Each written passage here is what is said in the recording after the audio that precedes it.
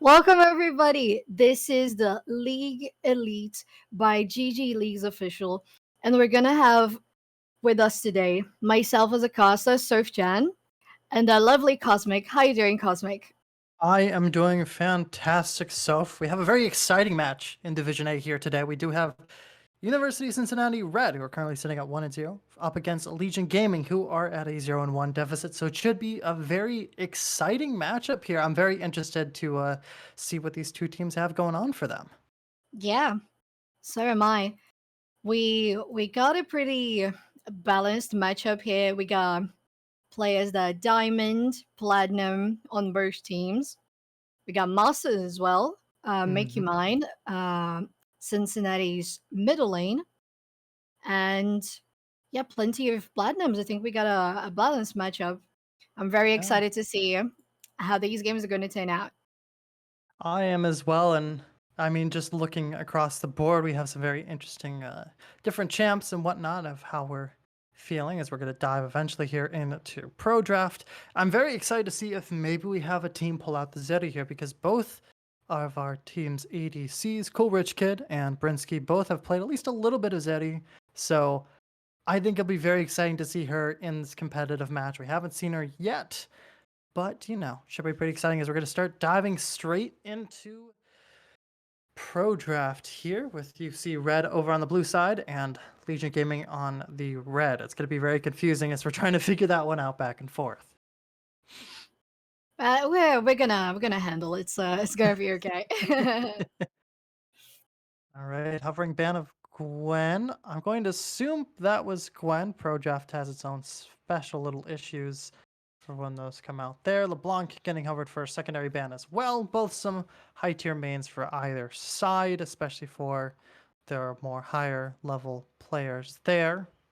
And we do have a confirmation that is a Gwen ban. Phenomenal. Thresh getting hovered from our support over on Legion Gaming, one of their more higher played characters. And I mean, I have no issue with not seeing LeBlanc. Anyone from any tier knows LeBlanc is not exactly a fun mid lane to go into, especially with just how much damage she can output. Thresh is also going to get banned out here. And I mean, overall, it's a lot of main banning. Honestly, not too much targeted who's in the meta right now. It just seems more like take out these comfort picks so we can get some more by the numbers plays. It's always so exciting seeing such aggressive champions like LeBlanc. We've got as well Azriel on the uh, one of the main champions, the ADC from Cincinnati has been playing as well, and mobile champions always bring such an interesting gameplay to the table. And I'm very excited to see what compo they're gonna come in with because we got Looks on like they. Legion Gaming side, Mhm. we've got Yeah. Thresh, we've got Pike. That's some very hardcore engages on a support, and oh, Uh, there, there that it is. just I just as you said it. Yeah, I called it. I knew we were going to see some Zeti play, and it looks like Jinx will go up to counter that as well. Both play into each other pretty aggressively, so it should be a fun matchup down there. As for other bans, Volibear's final ban from UC Red there, and for Legion, they're also going to take out Hecarim and Vi. Vi has seen quite the interesting power spike in recent history. He's kind of bit of an underrated champion that people don't really know how strong she could get. But after recent, not recent, actually, quite distant buffs to Vi, she's been kind of tearing up the lower levels for sure. And it looks like Jarvan 4 from Legion Gaming, more aggression coming out from them. Very exciting there. Yeah, and we got that matchup on bottom lane, Zeri versus Jinx. We got the very much Zon focused. Very interesting to see. Okay, now along with Nautilus, that's gonna be actually Sejuani. Sejuani, another, actually more of a comfort pick coming from UC Red there for their jungler. Has quite a few matches this season with Sejuani as well. Once again was kind of one of those underrated stronger characters in higher level play, but she wasn't that strong, so you normally see you more, a little more like Jarvans and Hekrams and whatnot. But it's nice to see Sejuani back on the board, and looks like that Nautilus will be coming out for the bot lane, and so I think UC Red will have quite the aggressive power down in the bot lane today. Yeah. Ooh. Oh, do we have a Trundle top lane possibly? Maybe. I have seen personally have seen a bit of Trundle support as well, especially after some rune changes there. It's gonna make catching out these champions a bit easier as well, and allowing for Jinx to try to get as many kills as possible, stopping the city's powerful engage. Because I mean, until level 6, Zeddy can't fully pop off. She could definitely do some damage, but that ulti just helps so much in increasing her power. And it looks like second round of bans, we're going to get Aatrox off the board, targeting that top side, making it a little bit harder for UC to be able to have a more comfortable top lane there, as Aatrox has been the most played character by JLao in that top lane for a while now. So I'm very interested to see what they're going to come out there. And it looks like Pyke will get taken off the board, so no aggressive supports for Legion Gaming in the bot side either. Yeah, I think they've been doing their homework and they're focusing on those bans on their comfort on the enemy's comfort champions. But at the same time, they did let it through with the Sejuani. Maybe they're not as scared of that. Okay, now banning as well. The Zed, also a frequently played character for Cincinnati's middle lane. Uh, in fact, they did ban LeBlanc and Zed, which are two of the most played champions from Cincinnati's middle lane this season. It's We're definitely going helping in out. for Ooh, Tom Kench taken off of the board. I would say that's more of a top lane pick. Riot has been trying to push Tom back into the bot side, trying to keep him as a support where he was before, but thanks to those tank item changes, he's been very strong in the top lane and very scary for a lot of scaling late game and whatnot. And as long as you're playing safe, Tom Kench could grow to be quite massive. So it's good to see him taken out, but another tank's being hovered here by Legion and will be picked out. We have the Cho'Gath on the top lane, so a very strong front line from Legion Gaming. I think that's gonna be pretty aggressive, especially to UC Red here, who are trying to hunt down for picks, and trying to take out that Jinx from behind with the Nautilus is just gonna be really, really tough, especially later in the game when you really don't want to pull any of those stronger members into the fight. But Alawi, I think, will definitely help out for that later game there. yeah, great. I am I'm interested to see if that Nautilus is going to be able to keep up with a good early game for Zeri because Legion Gaming's comp so far is just so strong and they have all the potential to just carry out this Jinx so she can pop off. Okay, and we got a Corki confirmed on middle lane for Yeah, UC Red. Let's see who's yeah, going to counter that. yeah. I expect maybe something as well, more damage oriented for to help out Jinx there. It looks like they're good with the Ari, or at least Ari Hover. Ari has been definitely seeing a lot more in the meta lately, especially after her ulti change. Definitely making her feel a lot more viable into matches, being able to hunt down and chase. And Oh, oh, they got a last minute swap to the Annie instead, so we're adding to that solid damage potential. Still, just not as much chase. Uh, these are some very interesting comps to say the least. I think Legion Gaming has a good chunk of damage on their side. UC Red has a lot of manipulation for those later team fights to at least help stall out that very strong front line, especially with the Corki ulti and Alawi ulti as well. I'm not 100% sure who will hold this together. If UC is able to split up Legion Gaming and slowly chew them apart, I think it'll work out well for them, especially with that Zeddy ulti helping to shred those tankier members. But Legion Gaming just has such a strong front line. I think it's going to be pretty tough for them to be able to, for UC Red to be able to push up against this. yeah, I have to agree, Cosmic, because I feel like if UC Red cannot contain Legion Gaming's like first push, like first engages, like I feel like they really should with the Jarvan and of course the Trundle just try to help Jinx get those early kills.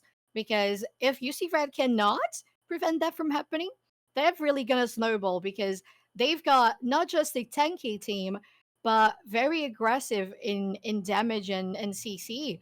With that Annie, well, once the Annie reaches level 6, she can roam so easily, and that's going to be very scary. But at the same time, Corki does have all the potential to keep up with those roams, and yeah, Ilaoi possibly going with the teleport, so we can see all that pressure being prevented a little bit from the other champions, so that Zari can grow in this game.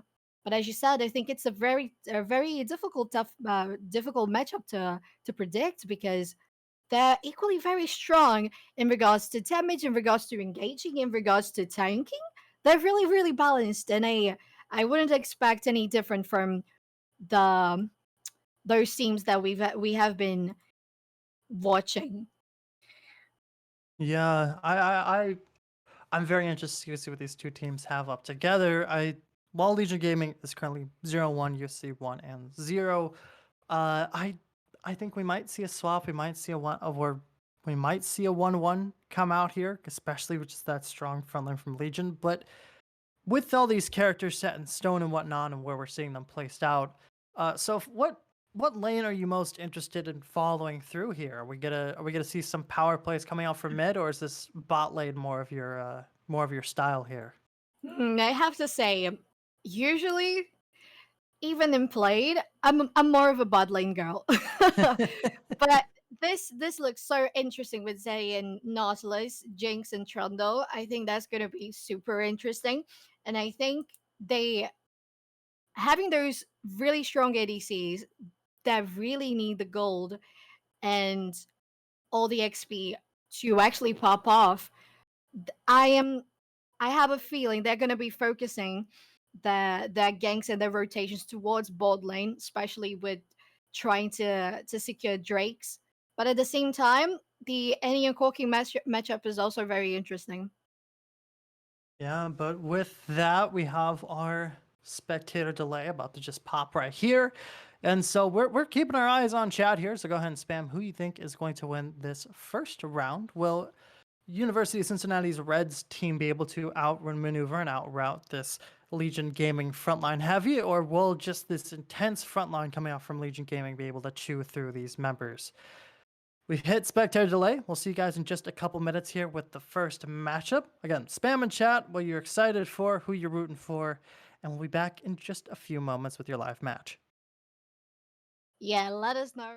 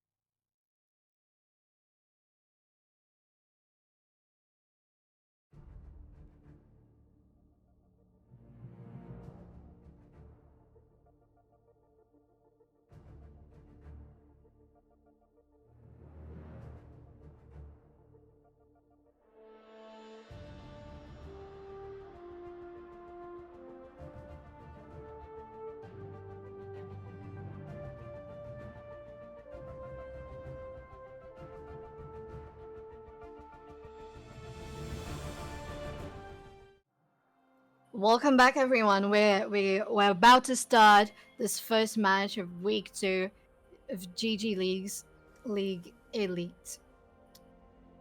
We Yeah, we got I'm fun. some yeah. Some very Welcome. interesting matchups, yeah. As we are just kind of waiting up to set up here and whatnot, we do have, of course, University of Cincinnati Red over on the blue side, as confusing that can be, with J-Lao on the Alawi, No Winter on Szechuani. We do have Make You Mine on the Corki, Coolrich Kid on the Zeddy, and Beal on the Nautilus. And over on the red side, we have Cho'Gath for Lila, Abelyan on J4, Yabo on the Annie, and Brinsky on the Jinx, and Fresh on the Trundle as well. So I know over the break we're talking about more or less like how these two teams are going to kind of clash headfirst together, but you know, what are you what are you very interested about now that we have all these runes set up and all these summoners as well? Yeah, that's what I was expecting from Legion Gaming. They really needed to push for that early aggression with the Jarvan ganks, and that's what they did. They got the first blood on a Corki, and we got another engage here on bottom lane. Yes, we do. We have some looks happening there as well. Not really much coming out of it though in the end, unfortunately. Just a good amount of aggression, some dollar damage as well. We did get the ignite from the Trundle and the flash from Zeddy. Yeah, it's gonna be forced out of that little conflict there, playing it safe. Otherwise, around the map, it seems that everything's playing pretty solid. Pokes happening up in top lane as well as some vision control happening on the board as well. Maybe we're about to see a gank happening on middle lane. Okay, we've got a flash from Sejuani. Quite possibly. People are trying to look around, trying to stay safe overall.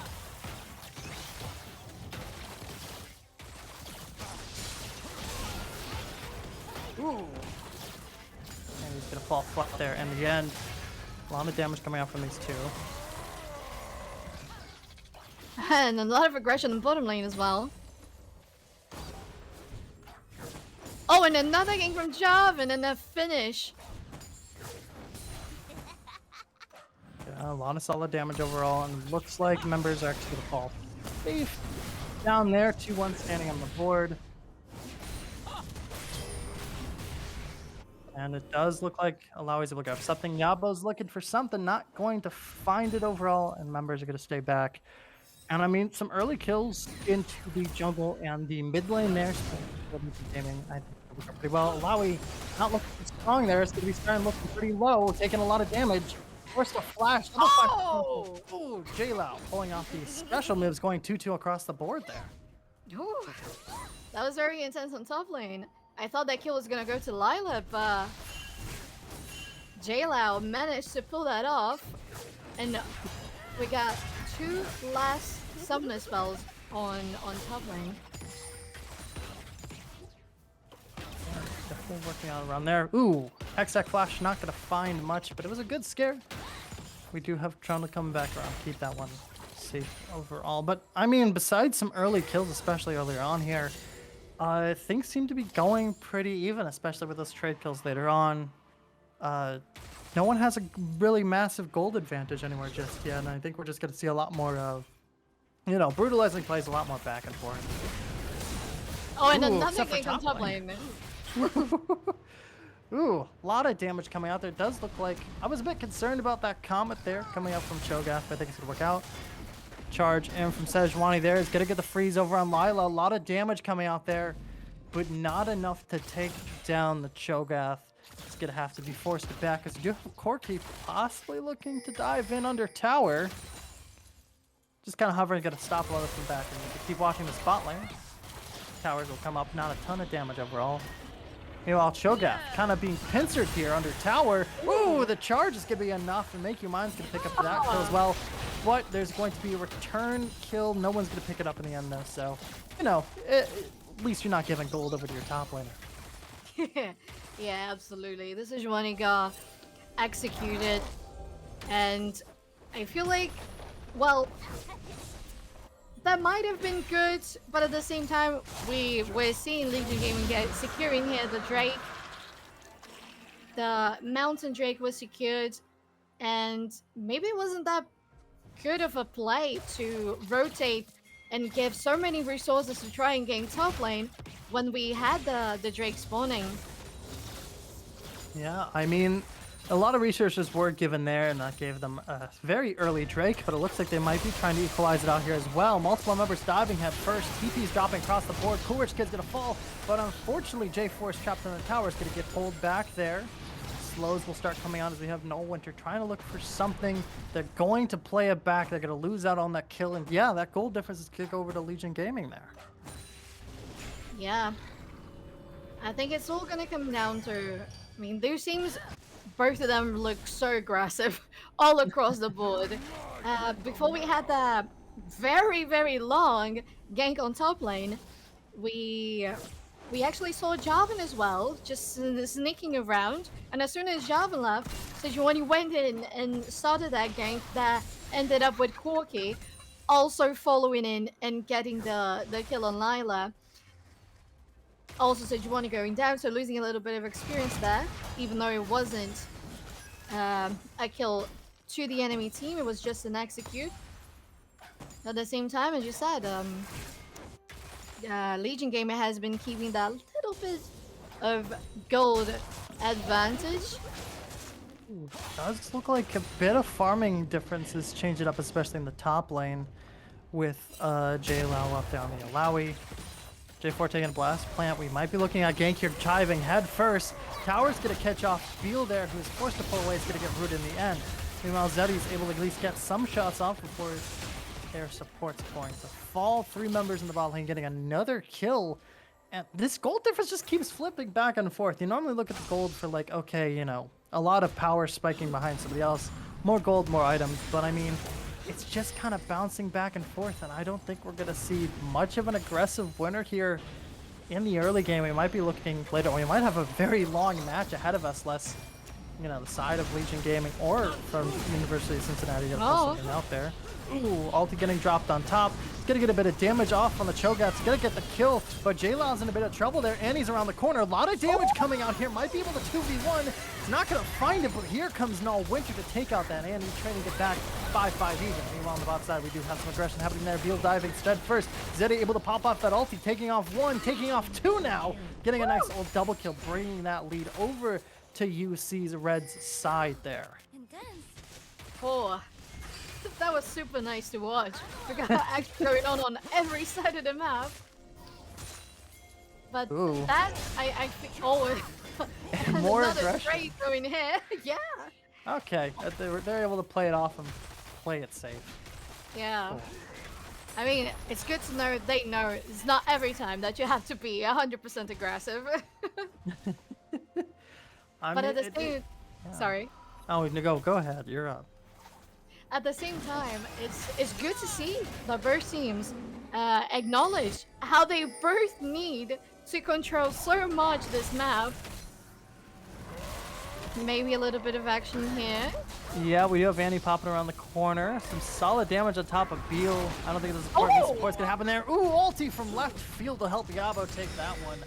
A little bit of a kill return happening there, and meanwhile, topside pokes happening out. Null Winter's coming out from the side. JLow is ready and waiting while a slow's happening, and Null Winter's kind of forced to go back as we do have Abuyan popping over. No kills happening on the top side, but a bit of aggression there, and JFresh looking for something in the bot side, so we might see some action in just a moment here. Never mind. Just gonna drop the pillars, a flex, and walk away. Got it. I think they're gonna. Never mind. Never mind. I lied. I thought it was just going to be a flex. Cool Kid diving head first, being forced out. Flash there from Broski. Not able to get it, but is able to return the kill with some extra shots from the tower. Quick little trade kill on the bot side, kind of amounting to nothing overall. I think there might have been a shutdown there in the side of for the side of Legion Gaming. Gold difference still in the favor of University of Cincinnati, though. Yeah. Well, as I was saying, I feel like these two teams are playing accordingly with how that matchup is. They know both teams need that early aggression, need those early advantages and then not letting it slide. They know they need to beat that, and they're there all the time. They're roaming their rotations is just so nice. So this has been very balanced, and we got a possibly okay. That was a good attempt by Brzezinski and tried to steal that with that rocket, but UC Red does secure the second Drake of the game. Not gonna find much in the end. And that looks like we do see that gold difference kind of flexing about 1k. A little bit under, probably, in difference between both sides. Rift is actually going to get picked up here by Aboyan, so that should definitely bring that gold difference back over and a bit more pressure. We're going for Corki. Stun's not going to happen, but they do not see Aboyan waiting in the bush. Bear's going to drop. The stun is there. So much damage coming out. Flashes! And it's going to take an extra flash ulti coming out there from Aboyan to get down that shutdown. Bring that goal difference back, but no, Winter is pretty hungry and not very happy that their teammate just got shut down. Gonna get stunned, but they don't see Aboyan. The aggression is gonna work against them. A lot of solid damage there. Cannot fight off a 2v1. And Yabo is gonna pick up an extra kill as well. And it looks like we're back at even with goal difference so far. And I mean, some really smart plays coming out from the side of Legion Gaming here. Yeah, absolutely. And they're popping off the Rift Herald in middle lane as well. It's just been so balanced all over the map. The presence from the jungles, the ganking from the middle lanes. They're doing such a great job. And we can see that the gold difference is really, really small. It's a little less than 500. Yeah, even less now, and it shows how they're managing to get those resources and actually put it to work so that they can keep that balance. I mean, of course, both two teams want to get an advantage, but at the same time, as it's been so fast and just so well coordinated all together, we can see that they know they need to keep up with that until the enemy team does a major mistake, and they can get an advantage on top of it. Otherwise, we're just waiting for either of those teams to make a mistake and give the advantage to the enemy team. Yeah, we've officially hit the end of laning phase 14. Done. TPs have been unlocked. Pressure happening in the top lane, but we've seen this back and forth play out before, and so nothing crazy there. In the mid lane, though, we kind of saw it off screen. Flash getting burned from Yabo there, thanks to the help of Field, but it looks like some aggression happening bot side. A lot of damage landing up onto Nullwinter. Is still diving headfirst in this fight. You don't have the health bar for it, bud. You're going to fall to Brinsky, who's going to be falling quickly to make you mine. The entirety of the team is trying to come down here on the bot side. Zeddy able to drop the ulti there, and it's going to start slowly chewing through that. Annie is going to stay alive there. Shut down. Going to actually go over to make you mine. So, I mean, an extra for... You know, you get an extra kill on top of that, 2-1. Still keeping kills even, but bit of a gold lead over to the side of University of Cincinnati here. And there's first tower. Yeah, there it is. Wait, was that first tower? I think they took yeah, bot side first tower just fell somewhere. Actually, no, you're right. Mid tower was the first one gone. Yeah, mid tower was first tower with the Herald from the red side, which is not usually red. Yeah, hard to keep track of this game. Very back and forth so far. Oh, bit of conflict in the jungle. Getting out there real quick. Meanwhile, top side, not too much of a leg to stand on left for Lila. We do have some other members kind of peeking around the corner, maybe looking for some sort of aggression there. I think that's we'll see our next big push happening top side. At least by an extra jungler, or, you know, JLao might just be able to take this wave and crash it straight into the tower there. But overall, I mean, we're getting a little bit of calm. I don't expect it to stay too long here. Ooh, as we're getting some solid aggression still in the top lane, but I mean, overall, with the heals these two teams have, or two top laners have, very back and forth. Not really going in anyone's real favor here. Yeah. Ooh, never mind. I maybe spoke too soon. Solid pull there coming out from GGLeagues, doing quite a bit of damage, giving enough control for that tower to fall. Well, and that's amazing for UC Red, as GGLeagues has a possibility to push that and have the TP available to participate in this Drake team fight. Oof, yeah, 4 members there. We're getting some more around the corner backs happening as well. I mean, currently we're standing with the side of Legion Gaming. They have control of the pit, and they've already decided to pull the dragon there, getting a little bit of damage. And it does look like Cincinnati's trying to retake that, but you're down. Actually, no, you have your member again. You have your extra ulti from Make You Mine, so with especially all these powers, you're just going to take that Drake right from under their noses without much muss or fuss. And hey, look, top lane's tower is finally gone and done with, thanks to the help of GGLeagues. And looks like they might be looking for a rush down mid here. Altis are going to get popped up there. Nice job. Meanwhile, Make You Mine's going to force off this support to stay along the side. No kills yet. Flashes out of there. A lot of damage. Jelly ulti being popped, but he won't have much time to use a double kill going over to Lila. Meanwhile, some trade kills are happening as well. Currently 3-1 as far as the kills go. And all one tier is left on the run with GGLeagues trying to keep up, but not having much. It's going to miss the pull. It's going to leave you a lot of health, and the solid jump coming out from Lila. Some revenge from earlier game. 3 kills in their name, as Nullwinter's just going to keep on running from the jungle and support here. Oh my god, that num from Lilo. Just rolled back in and numbed that Hilawi. It's gotta help overall, and it looks like Legion Gamer was actually able to take the lead with that one. If not a minor one at gold, got an extra 3 kills. And I mean, Lila was down earlier on, was down 0-3, but that impressive double kill with that QW. And I think that chomp in the end, that was just a bit of a question mark from GGLeagues staying there in vicinity of a Cho'Gath with ulti. I think it's going to help overall. Meanwhile, Abayan getting caught out in the jungle here trying to take red. You're not going to get that quite yet. A lot of damage coming up, but you're not able to keep up. Multiple members actually trying to look for Abayan here. Abayan has the flash, is going to pull over the wall, and Wild Goose Chase is over. I was hoping for some sort of action to happen there. I guess not. Now I was hoping for those Corki rockets to just chunk out that Jarvan's life. I mean, don't get me wrong, but I just love some sniping. Yeah, ooh, solid there damage on a Trundle there. They're just going to play it off, realize they are outmanned in this fight, but they're just going to keep poking out.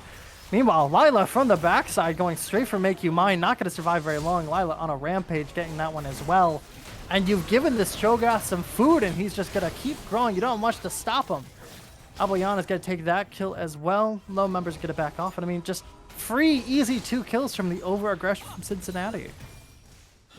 And we do have the pressure on top lane by GGLeagues. But this, as you said, this Cho'Gath is just huge. And if I was saying that maybe the game was going to run around the bottom lane and the ADCs, this Cho'Gath is just dominating. Lila is dealing so much damage and just can take gigantic chunks of health from anyone, even the tankiest of champions on UC Red. Ooh, getting caught out here is GGLeagues. Unfortunately, while you have the team fight potential, gonna drop that ulti to try to do some damage. We'll find out. Meanwhile, Zuri is able to go for a 1v1 with their Jinx here, doing a lot of solid damage there, and has the ulti pop up. Meanwhile, he's getting chased down by Fresh, who's not very happy with that. Ulti will go ahead and save that one. Quick old 1-1 trade, but I mean, you've given a good chunk of control over to the top side there, and Baron is up and ready and waiting, so we might see some pushes here from the side of Legion Gaming. Might be looking for that one. Make You Mine. Ooh, barely getting out of that one. You could feel the wind. Ooh, bit of aggression there. Solid rocket for Corki, telling Fresh to back off for now. And yeah, I think we're starting to see a bit of a favor in the side of Legion Gaming. What are your thoughts on that, Soph? Yeah, we can see these stats here. We got a big boy Jarvan, 6-0-6, 600 gold bounty. The gigantic Lila Cho'Gath. they've got such a huge advantage here. And And a bit of a misplay from JLao. Kind of walking head first, has an ulti drop as well, is able to do a bit of damage, but I mean, Lila has that press button to win ulti. He's going to get another jump off on that top laner there, and that gives them enough power to go ahead and take that Baron. No ultis to really stop them here, and I wonder if the members of Cincinnati are really caring. It doesn't look like they're really trying to make much of a push for it. yeah, I think at this point they know that they don't have that control. They don't have the means to try and deny that.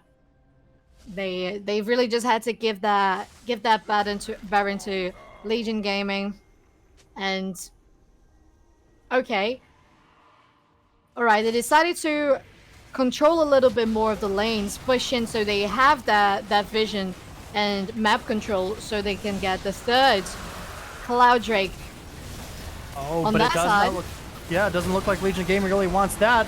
Ooh, Lila's able to take down Ziri, but we do have that ulti coming out from JLao, finally working in their favor, taking out one of the massive stats here. Shutdown Gold's going to be over to that corner. Double kill is actually going to happen as well, as Trundle will quickly fall flat there in the end. Bit of a camera misplay there, but you know, we see the stats pop up on the screen. Pole's going to come out there. Q's going to go wide for Braille, trying for something here. Meanwhile, stun will land as well, and I mean, Cincinnati is running with their push here. They're trying their best to keep up, and a lot of two strong Baron buffs are going to fall the side of Legion Gaming, and that's just going to make pushing back here a bit rougher, as that gold difference is catching up on them slowly. Yeah, we're seeing that back and forth coming in and out all throughout this game.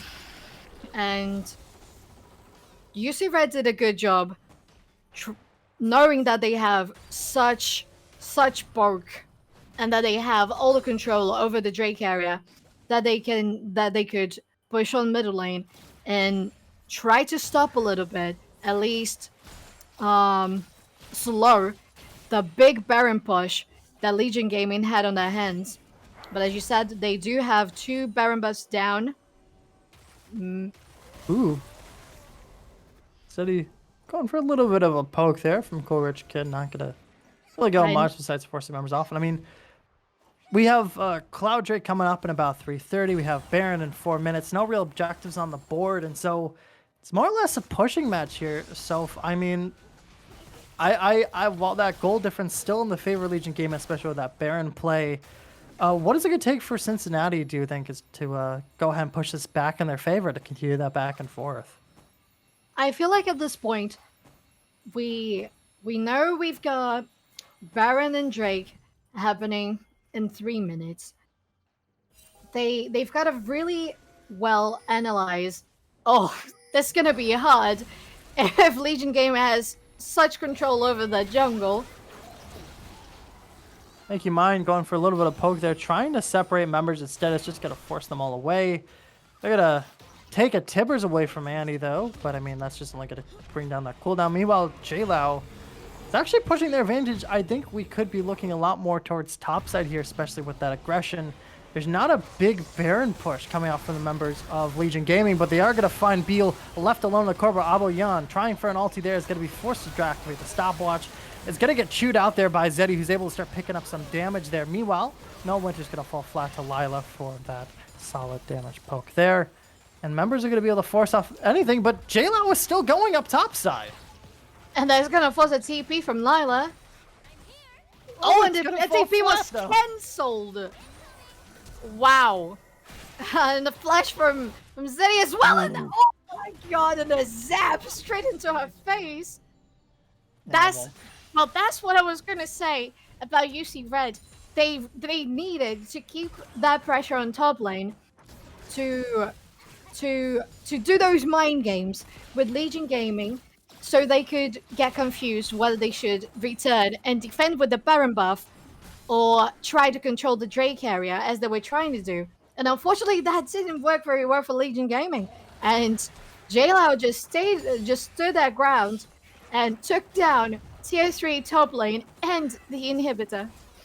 Yeah, and I mean, I know I keep mentioning gold difference. I know that might piss some people off, but it's what really it's one of the stronger things that matters in this game, especially now that we have objective timers and whatnot, which we haven't seen pop up on the screen yet because both these teams have stayed pretty even. And I mean, looking back, while that kill difference is strongly in the hands of Legion Game in 21 to 15 here, just with JLow's separate push, was able to bring that gold difference right back to just only a couple hundred, in either side's favor, and has a bounty of their own on their head. They were able to get those earlier bounties off as well, and we no longer have that 6-0 lead coming out from Abayan. And I mean, it's looking a bit rougher for Legion Gaming here as well, as we're just going to keep on going back and forth. Drake's about to spawn here in about 30 seconds, and I mean, I don't know what else we could really expect here except for JLow taking some damage out of Fresh here. Ooh, bit of aggression. Fresh is on the run. It's not going to be waiting for that Corki. Meanwhile, other members going to drive right into the back. Zeddy just going head first into combat, going to fall pretty quickly, but able to take out Brzezinski there. Ulti getting dropped from JLow. He's able to get some shutdown on top of the board as well. He's going to keep staying alive. Meanwhile, Corki left alone in the backside is going to wait for the other team. It's going to fall flat, and is able to take out Abayan there. And the pressure is back on. That's going to be Cloud Soul over to the side of Cincinnati here. Yeah, and that's what I was going to mention, that UC Red just has the potential to keep poking, and that's what they needed to do. They needed to pick off, because they know Legion Gaming with Jarvan, with Trundle, with Yabor, they just have so much control and so much engage potential that they have to pick off every other champion. So they're not going to be clumped up and just ulted by everyone and instantly die. And that's what they did. They picked off, they poked, and they secured the area side by side, so they could have the safety of knowing they could take that dragon. Yeah, and it looks like it's given them enough pressure for Baron here. Members are starting to look over. They're going to start that one off after they know they have a vision clear. TP's coming in for real quick, as well as members of Legion are trying to look for something here. Can't really get out over the wall without the flash from Lila's going to drop some Qs overall. J4 waiting around the corner, has Smite up and ready, looking for something. Red team's able to take that one over as well, and the fight's going to continue. Resurrection getting dropped over there for Abayan, who's able to take that away with the help of the Jinx. Gonna flash over the wall, is not gonna survive with no Winter in that freeze, just gonna chew that one out. I mean, what's one death for another Baron in your back pocket, though? Wow. And we got a second Baron for Legion Gaming. What a great play for Brzezinski. Super mega death rocket. Wow. I wasn't expecting that. I really wasn't. What I was actually expecting was, well, we didn't have a fruit there, did we? So that Shogath could jump across the wall. Because what I was expecting, and as soon as I was thinking that as soon as Jinx stole that Baron, was that Legion Gaming had the potential to steal that with Shogath salty. That was it. I mean, of course, it could be a Boyan with the smite and steal. But I was just aiming on that Shogath, and they just trusted the Jinx, and wow, that was super amazing. I agree as well. I mean, with the Cho'Gath, you basically have two smites in your back pocket, and like it's even to a point that sometimes Cho'Gath will just take an extra smite just to basically be a secondary jungler. Like, screw TP and mobility, might as well have secure on every objective, but we haven't really seen much usage of that chomp, especially taking care of dragons and whatnot. Like, a lot of pressure's just been given over to give that Cloud Drake soul over to the side of Cincinnati. But I mean, well done to Brzezinski, able to just have a clear open side for them with a little bit of help of Lila's Qs.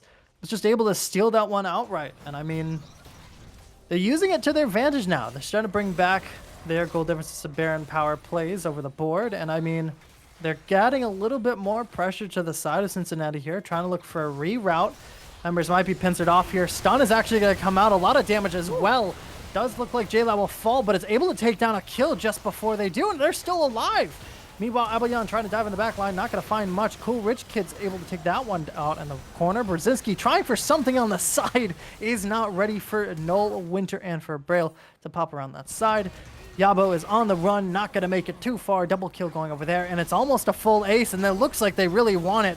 Fresh is left out to dry. It's going to fall flat. Ace going over to the side, and a triple kill going over into the pockets of Null, Winter. Wow.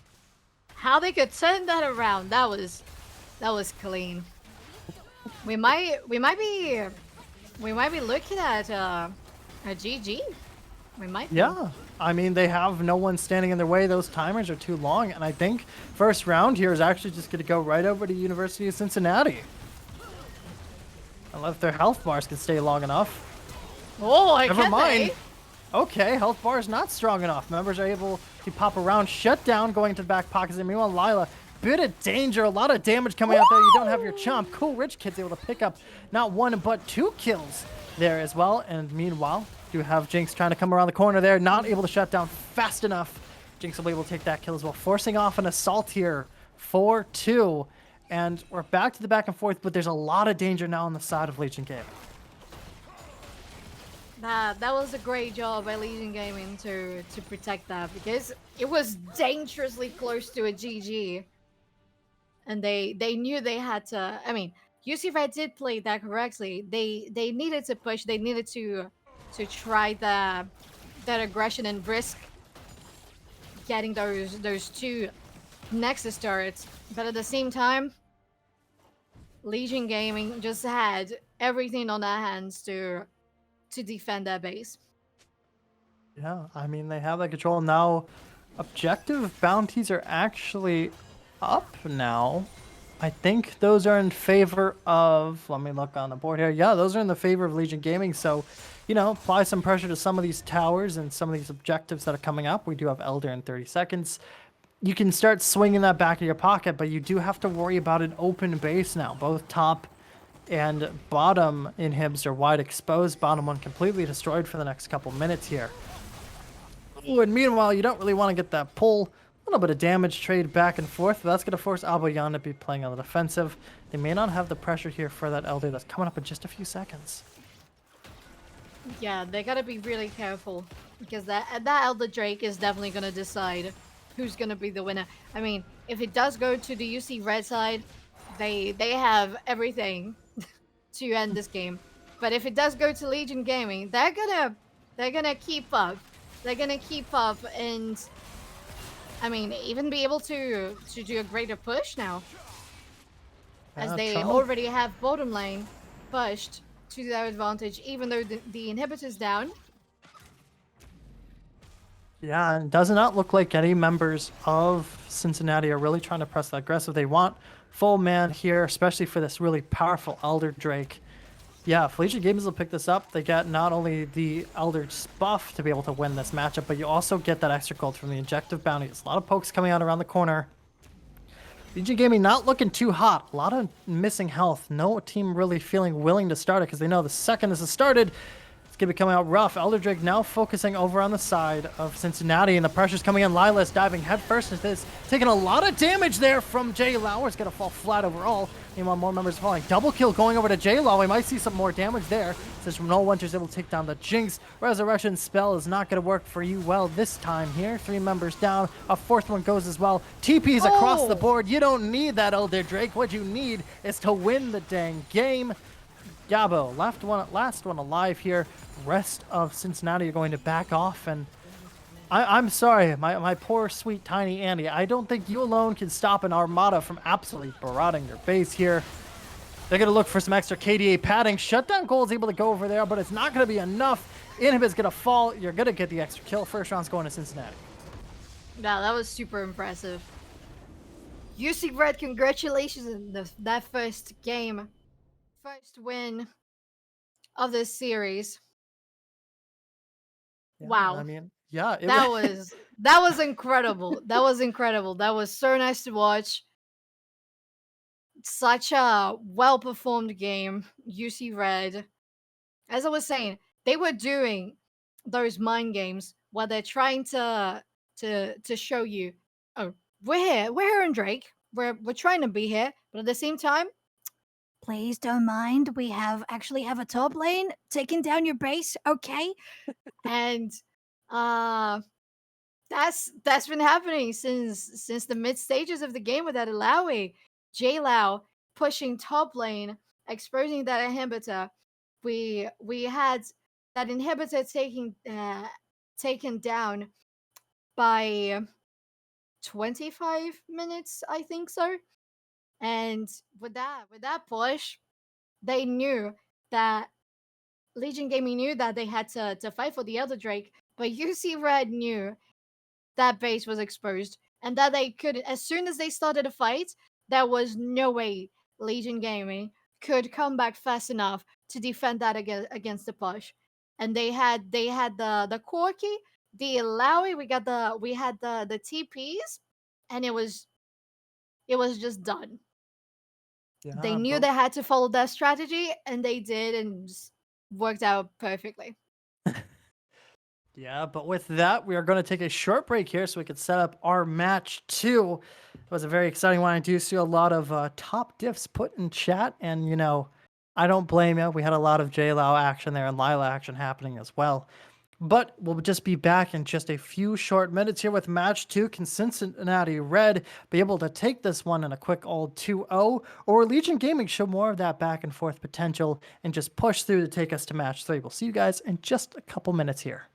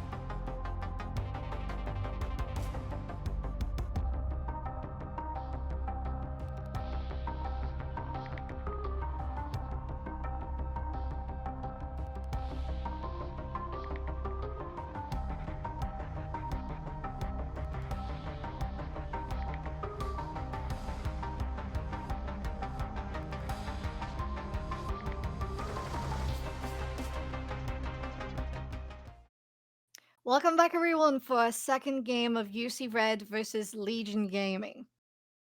How are you feeling, Cosmic? I am feeling conflicted self. In the first game, we saw a lot of back and forth early, and then UC Red got a lead and started rolling with it, but there was still so much back and forth. And like UC Red overall, I think we're able to win that one off of, solid split pushing the top to add a lot of pressure there, but also just it was so back and forth. I don't know what we're going to see game two. I really don't. Normally, I'm like, oh, this side did really good last time. We're going to move forward. But no, both sides did really well. And so It's true. I'm very excited to see what we have here when these teams, decide to start a pro draft when they want to. Yeah, I agree, Cosmic. Both teams did such a great job overall, and I think Legion Gaming has all the potential to turn this around and take us to a third game. Yeah, I think so as well. What are you expecting to see any of these champs I saw last game get banned out here, Soph? Hmm. We might see a Showcase ban, maybe. Maybe. On the Yeah. side of UC Red. And now, so that it doesn't confuse us, Legion Gaming is playing on the blue side, and UC Red is actually playing on the red side. Yeah, that definitely helps a bit of the confusion there for everyone at home. Maybe there wasn't any, but it was confusing for us. LeBlanc getting banned out once again. Legion Gaming really don't want to see that one there. UC Red also don't want to see out Gwen. So we're starting out the same. I think we'll see more of the same bans from earlier, but I think third round bans, we might see those possible top laners getting removed. I mean, Legion Gaming has the chance of getting Zitty this time, but I'm very interested to see what they're looking at for bans here, because we might not see any past champions get banned at all. Who knows? A couple seconds left here for Legion, though. Yeah, that's possible. Oh, we Oh. do get the ban on Corki. Interesting. That's the respect that Legion Gaming is showing for UC Red. Yeah, Corki did really well last time, definitely separating map and actually chunking out a huge amount of health. Thrush and Heckram still off the table as well. They don't want to see those power plays coming through, and Zeddy's actually going to get removed from the UC Red. They don't want that power pick in Legion's back pocket, so unfortunately we don't get to see the new champion being played. Shame. Oh well. We do get to see another Oh, newest champion, Akshan. I mean, I have no issue with watching Akshan be played, so, this should be definitely exciting coming out from, I'm assuming the mid lane could see it ADC, but I think mid lane's going to be a lot more action-packed to this game. yeah, it's super nice to see. A different champion. I don't think Legion Gaming. Let me have a look. Do they? Do they? Oh, they did. Yes, actions there. It's true, and it's for Yabo as mid lane. So Ah. yeah, just as you said it. What do you know? UC Red's actually able to get some comfort picks out here. That Aatrox that was banned earlier on has been, taken away. UC Red is going to play that one, especially for their top laner, for J-Law, who has a lot of power there. Volibear also coming out on the board. I think we'll probably see that a bit jungle from Null Winter. A few games of Volibear here and there. Not too much, but I mean, also has a lot of power, a lot of aggression happening there. And Kane is what we're going to have going possibly up against that Aatrox. Kane top has been a thing recently, but I would expect it jungle just to be safe. Yeah, just on the traditional side. Last pick waiting on Legion Gaming Carry. Might see ADC get zoinked out here, or maybe a mid laner as well. But instead they're going for top lane, so we will have a Kane jungle. And we're going to have Ornn on the top side up against Aatrox. This matchup can go kind of either way, at least in my own experience. Aatrox has a lot of damage, a lot of self-healing, can definitely force off Ornn. But if Ornn's able to, gain health, grow, get solid, I think it'll be a bit rough for that Aatrox as well. And looks like UC Red will pick out another comfort pick of the Vayne for their ADC. A lot of games played on that one, so we're going to have a bit of an active bot lane once again. We'll have to see what Legion Gaming has to do to counterpick that one out. Yeah, in regards to sorry, in regards to Ornn and Aatrox on the top lane, Legion Gaming might be going for that play style of just letting on grow and get those buffs to the items for the rest of the team, and just consistently being there, TPing back to lane, and consistently farming, getting that gold, potentially joining in on some fights on Drake, maybe bottom lane as well. Um, but on the side of UC Red, I have a feeling Aatrox might be going for some early aggression with Volibear and try to stop that on from just getting so big, so consistent, so tanky, so that he can't give those item buffs for Legion Gaming, because there's such a power spike every for every champion, because Hmm. is the buff is it's so considerable, and it's even like it's a new item, like it's a 7th slot. Yeah. We do see the last of our bands come out here. Zed and Victor for Legion Gaming. We saw those last time. Don't really want that extra power in the mid lane for a lot of extra roaming, especially for Akshan. But we do see UC Red taking out Pyke again and Nautilus this time. They don't want to have anyone possibly pulling out their Vayne here. And now hovering a Zillion. Very, very interesting. We actually saw this last week in one of our games. Could be a support Zillion as well. Could be a mid lane to try to fight off that Akshan. I would expect it more as support, namely for the fact that Akshan has a lot of aggression onto that Zillion. But, you know, you can line up those bombs pretty well, especially with his hookshot. Orin, yeah, I could definitely see Orin helping a lot late game power wise, and Vygar's definitely adding into that one. As we're gonna actually, I'm pretty sure we're just gonna have a Vygar ADC on this one if Akshan stays mid, though they could throw us for a loop on that one. Orin definitely helps that late game potential along with Vygar, but then you have Kayn and Akshan. They're both assassins. They both want to go kind of head first in, Oh, pick off members, but I mean, there's not a lot of members you can pick off on UC Red's roster right now, and Seraphine actually going to get locked in there. I'm pretty sure we have a Vygar Seraphine bot lane that's going to stop this Vayne Zillion from adding a lot of aggression there, and overall, it definitely adds more CC comp to Legion Gaming's side. I'm very confused by their roster, but I'm very interested in, well, it looks like Zoe actually never mind, oh, Katarina instead. It's kind of excited for the Zoe, but Katarina is also a pretty good, interesting pick. A lot more aggression from UC Red, so their minds are set for going head first into Legion Gaming's matchup here, and they are more than willing to add as much damage as humanly possible to this team comp. yeah. I think it was a smart option to go for the APC bottom lane, because Vega can do the zoning. Seraphine is gonna help with the disengage. I think Legion Game has got a pretty consistent team.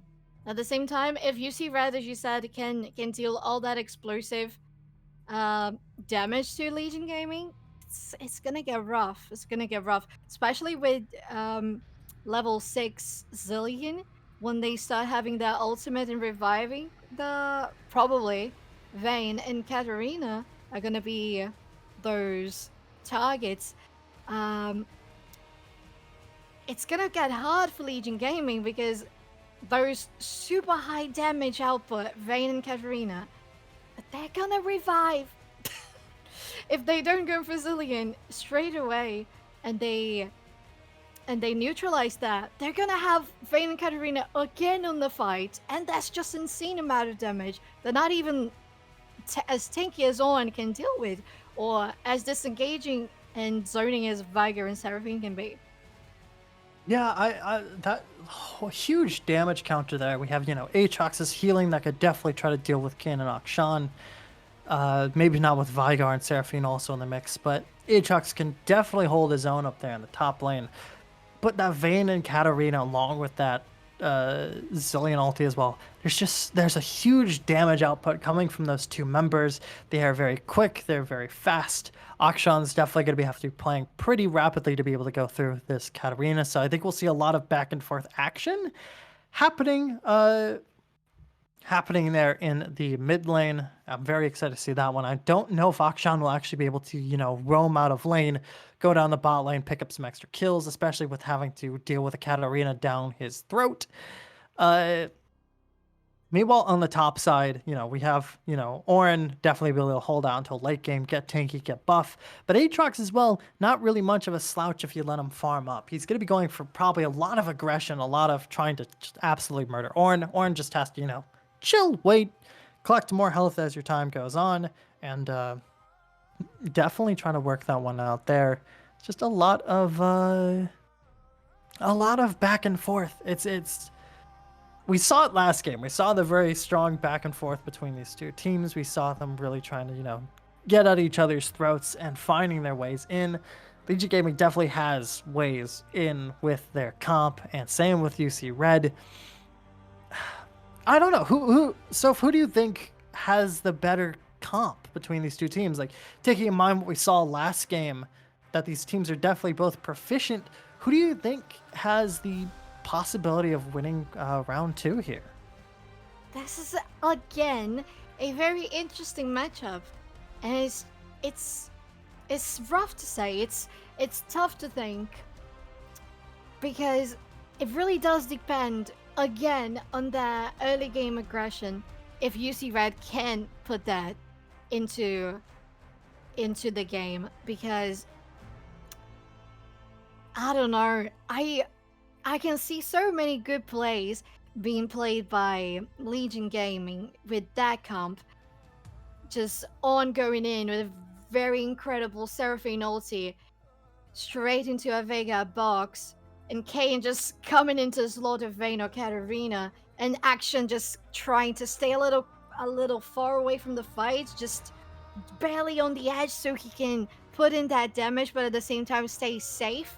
And at the same time, we gotta remember, Action's passive, and at the same time as they do have Zillion, Action can revive their allies as well. So I think we're setting up for such an exciting game once again. And for what we saw of these teams' performances, they're wonderful. They're wonderfully mechanically just clean rotations and knowledge of when to go in and when to secure objectives, and at the same time staying safe and secure when things aren't worth it, but also being around to try and steal objectives like Baron and the Drake. This is really interesting. I'm really excited, and I don't think I can say who I think has the better comp, because we have clearly this very big aggression from UC Red. Just straight up damage. Straight up explosive damage, straight up with the Vayne damage. Just Aatrox as well, just everything to just explode Legion Gaming. But I can also see with that comp they have, it's very interesting and intricate how they can coordinate. I'm interested to see how they can coordinate this very nice comp with an APC bottom lane, because they can, just twist that and try to zone and disengage and pick off, so that UC Red can't just go in, explode, and go out, and just get the objectives, get the gold, and just leave and push and put all the advantage to the test. I think it can be quite surprising. We can have surprising results, to be fair. And what are you thinking, Cosmic? What's your opinion? I don't know. I can definitely see these teams working out well. Legion had some strong picks, but UC Red had a lot of coordination work. I think they could take this one to a 2-0, but Legion's not letting them down without a fight. I'm looking at chat. We do have some Legion Gaming fans, some nice little rhymes, and a lot of fun power there. I think I'm pretty sure that's name is Synchronize. Does not share our opinions about that APC bot lane calling it cringe. How dare you, sir? I'm cringe, and I think that's a very interesting matchup. Going into there, and as I'm looking at chat and calling it out, we do have a wonderful message from Kazakhs May Jump going to our production staff, Pi, calling them cool. I do agree, Pi. You are also very cool. Thank you for coming in and helping us as we're about to dive into the match here. We do get a little bit of a glimpse, at least on our end, of these different runes and whatnot that we have set up. Press the attack for Volibear. We have Conqueror up top, which is something we are not surprised about.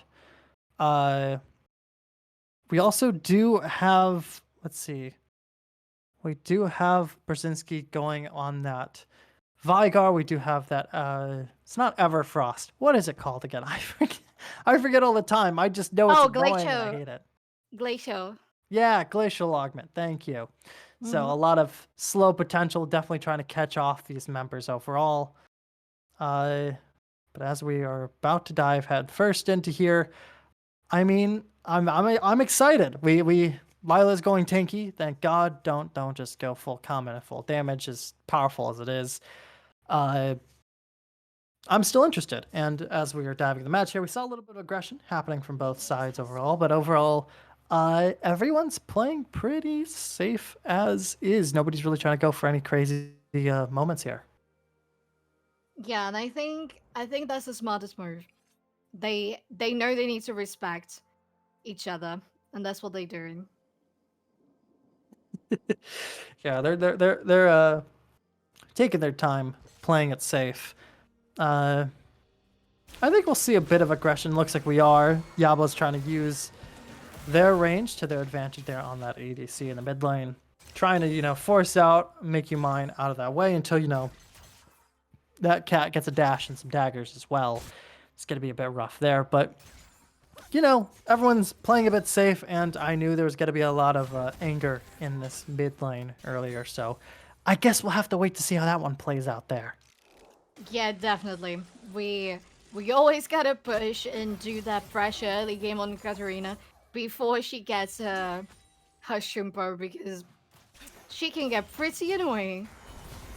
And usually the move is to shove that wave, just get it on the tower, and make it hard for the Katarina to farm. Yeah, I mean, we have level 2 setting across the board right now.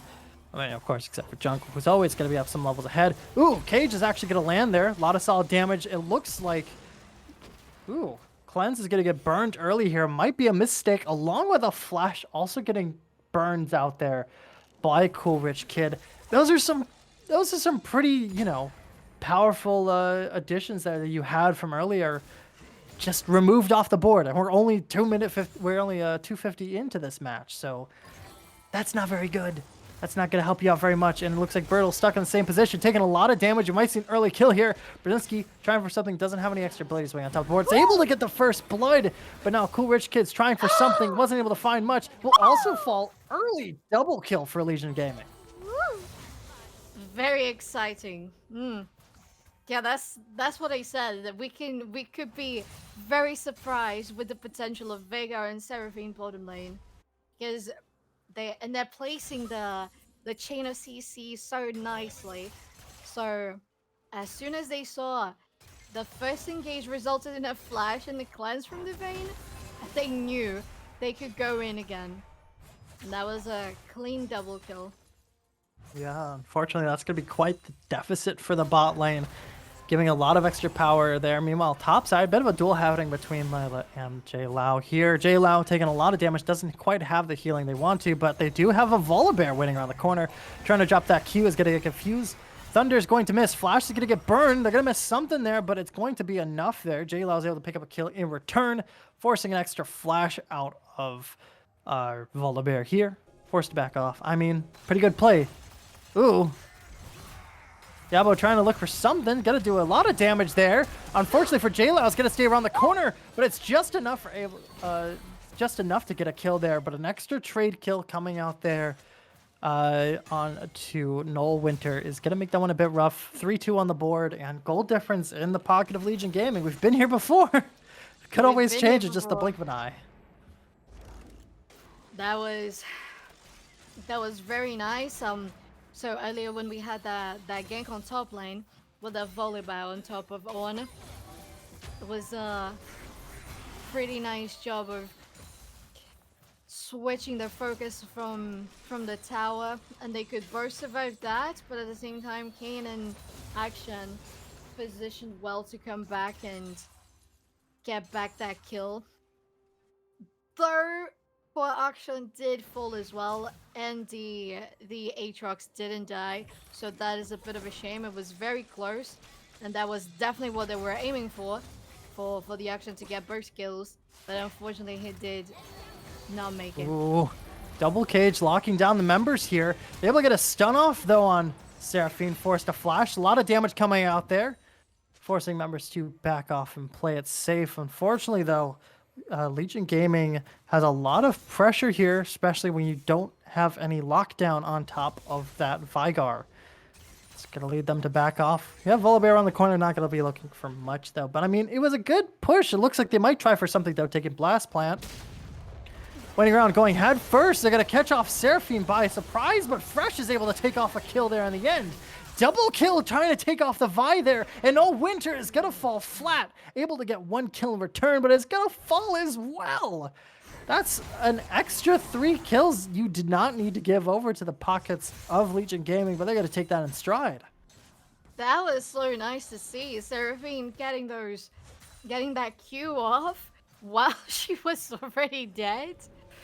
That was super nice, and definitely you do not want to still give that advantage. Look at these stats. Oh, the Action refusing to let Katarina back. Is he gonna do it again? Nope, is instead just gonna walk out of the bush knowing that the ward is now there. Topside getting a bit of a trade, but does look like Legion Gaming has the extra pressure to go ahead and take that Drake. Meanwhile, bit of aggression behind the lines. Ulti getting dropped as Fresh is around the corner. They able to do a solid amount of damage there. Ulti from Yabo is going to actually steal that one away from Lila. And another kill going over to Legion Gaming. They have the power. They have power in their pockets now, and they are not afraid to use it with Katarina gone from the mid lane. Allowed Yabo to roam there. And I mean, this is not what we saw in the first match. This is not what we saw. We did not see this back and forth coming out. We saw that back and forth coming out from both sides. But Cincinnati Red just doesn't have the aggression there. A lot of slows coming out there. Stun's going to happen as well. Cleanse is going to get burned. No stun for Beal. Doing a little bit of damage, but it's basically nothing. Forced to be on the run. It's going to be slow. Flash burning out to try to get that extra kill. Extra flash going to happen there. One auto is not going to do it. Stun will save Beal's life. But so much was burnt, and you have to back off now. I think there was a little bit of overextending on Legion's side, because they had already gotten the Vayne's cleanse. Cool Rich Kid had already burned that cleanse. I think it was a little too much for the Vega to flash again to try and get the Zillion, knowing he has the double bombs, knowing most likely that he still had a flash. So that was maybe a little bit much, but maybe they knew that that was necessary to take them out of the lane and secure those platings. A lot of pings coming out here towards the bot lane. There's members are going to look for Brzezinski. Wall's going to pop off there. You got to get at least one stun, but there's too many members. Shutdown goal going to Vayne. That's going to feel pretty good for you as you are down quite a bit of farm. All 3 members are going to start slowly but surely clean that up. And I mean, Vayne is back in the fight now, getting a pretty decent amount of shutdown gold there and definitely catching up on some lost minions. Yeah. Ooh. Bit of aggression on the top side. Lila not feeling too good. Ulti's going to get dropped. Going to be burning that flash. Even trade as far as cooldowns go there, though. I think the flash is a little bit more in the way of leeway. Meanwhile, other members are looking for Beal, who's kind of left alone. Katarina's around the corner. Has that ulti. He's not going to be using it to save that life. Meanwhile, it's going to be taking quite a bit of damage overall. Ulti's going to get dropped. Can they get behind the tower in time? No, they can't, as Kane is already inside of you. Double kill going to the pockets of Legion, as now Volibear trying to run in maybe to clean up some work. Is going to be walking straight into a line of fire. Going to take a bit of damage. I'm very heavily impressed with Legion Gaming's performance this game. This has been really, really nice. I think the amount of coordination UC Red had last game with deciding when to go for objectives and when to stay and push to take down turrets and inhibitors. Legion is doing such a great job in stopping UC Red from having all the power and damage they can have with that comp. Yeah, they're definitely cleaning up around the map. It's topside, more aggression there. Lila gonna get off some help there as JLaw's gonna miss a lot. Knockups are gonna come out. Hook is there as well. Meanwhile, topside, we do have Volibear diving up in the top there. Orin ulti is going to be able to knock off some, but it's not enough for escape as Volibear is going to pop around the corner as well. Ulti's doing some damage. JLaw is able to take that kill and pick that up for the pocket. While the rest of Legion Gaming is definitely thriving in this matchup here, Lila's kind of getting the short end of the stick. Luckily, you don't need to be too deadly as... ooh, a little bit early there on the Q. You don't have to be super deadly on this Orin. You don't have to be getting kills after kills after kills. You just got to be able to survive in a bit of a way. I mean, being down on kills is definitely going to not help out for that top side. Being down on 20 farm is not going to help either, but I think this Orin's scaling fine, and I think Lila will still be a threat later game. Yeah, I agree, Cosmic. Lila, at the space, how the game's going, Kayn on 4-0, Vega 2-1, Seraphine 2-1-6. Owen's definitely going to be that asset to help with the buff, you know, and of course, being that tanky front line with good engages. She's definitely going to be essential to guarantee that Legion's carries do survive and do have a good shot at engaging UC Red. Oh no. No Winter getting caught out there, but not just the bot lane, but 4 members as well, and it's just gonna get chewed out. It's gonna go in the back pocket, Abayan. We've been looking a lot top lane, a lot bot lane, since there's been a lot of interesting plays happening there. But Abayan, 5-0, feeling pretty good. I mean, we saw them with that bounty last game as well on their members. Definitely able to pick up a lot of kills and work out. I mean, the bigger the bounty is with Kayn, the faster you're going to be able to get your soul, and the, you know, faster and stronger you're going to be. Was able to pick up the Rift Tail from earlier, is going to be dropping a med against UC Red.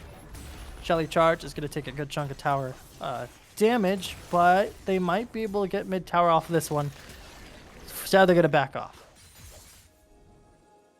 Yeah, I think that's the wisest choice, considering how Katarina can just jump and destroy you in under tower range.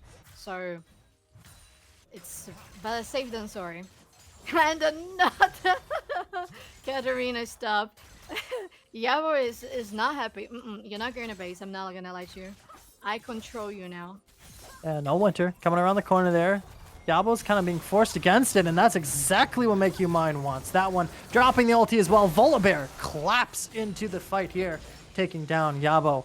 A little bit of extra power taken off from your sails. Flash have to be burned there by Bale, as they're going to be trapped in the cage.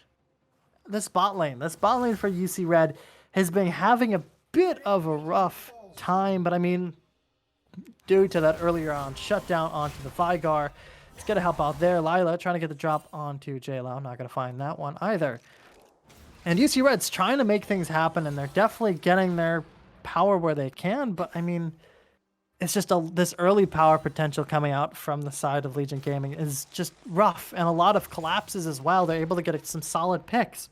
And that's keeping that 3k gold difference in their favor right now.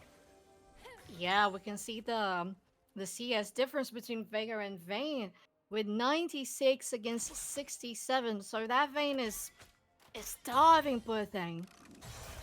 She is starving, and Legion knows they have to keep that pressure, they have to keep that control so this Vayne doesn't grow. Because if you leave the Vayne alone and she gets the farm, she gets the CS, she can get pretty huge, and she can melt even the tankiest of people. Ooh, Yabo looking for something there. Able to get the trap off on as well. Altis are going to land. Luckily, Bale was able to get that last one down there. Meanwhile, here comes the top lane coming into the fight. Coolridge Kids is able to slay Brzezinski, getting some solid damage off as well. Altis getting dropped on the board. Has to play it safe. Yabo is going to take that one. Going to revive immediately for Brzezinski. Meanwhile, another kill is traded in half there. It was a good attempt from Legion Gaming. They were able to get at least one, but a lot more pressure's on the board right now. Neverwinter's going to take a lot of tower damage here. Shutdown is going to come out there for the cap. But meanwhile, here comes your now 6-0 player. Going to pick up an extra kill as well. It's going to make it, I'm pretty sure, 2-3 in the extended trade going in the favor of Legion Gaming, and they're looking for more. Aboyan looking for some aggression there. You do have Vigar to back you up, able to dash out of there from is Make Your Mind. Gotta get smited, it's not looking too hot. Can't escape the trap cage. Godlike status to Aboyan, and in the long extended fight with a little bit of Benny Hill music, is gonna go in the favor of Legion Gaming. That was very nice. That was super clean. Just, Legion Gaming. The fact that they got action to just at the last very second to kill who was it the Vayne? I think it was. Yeah, Vayne was able to pick up a kill on the on Brzezinski there. On Brzezinski, right? Yeah, and that made Brzezinski revive, and that's all they needed.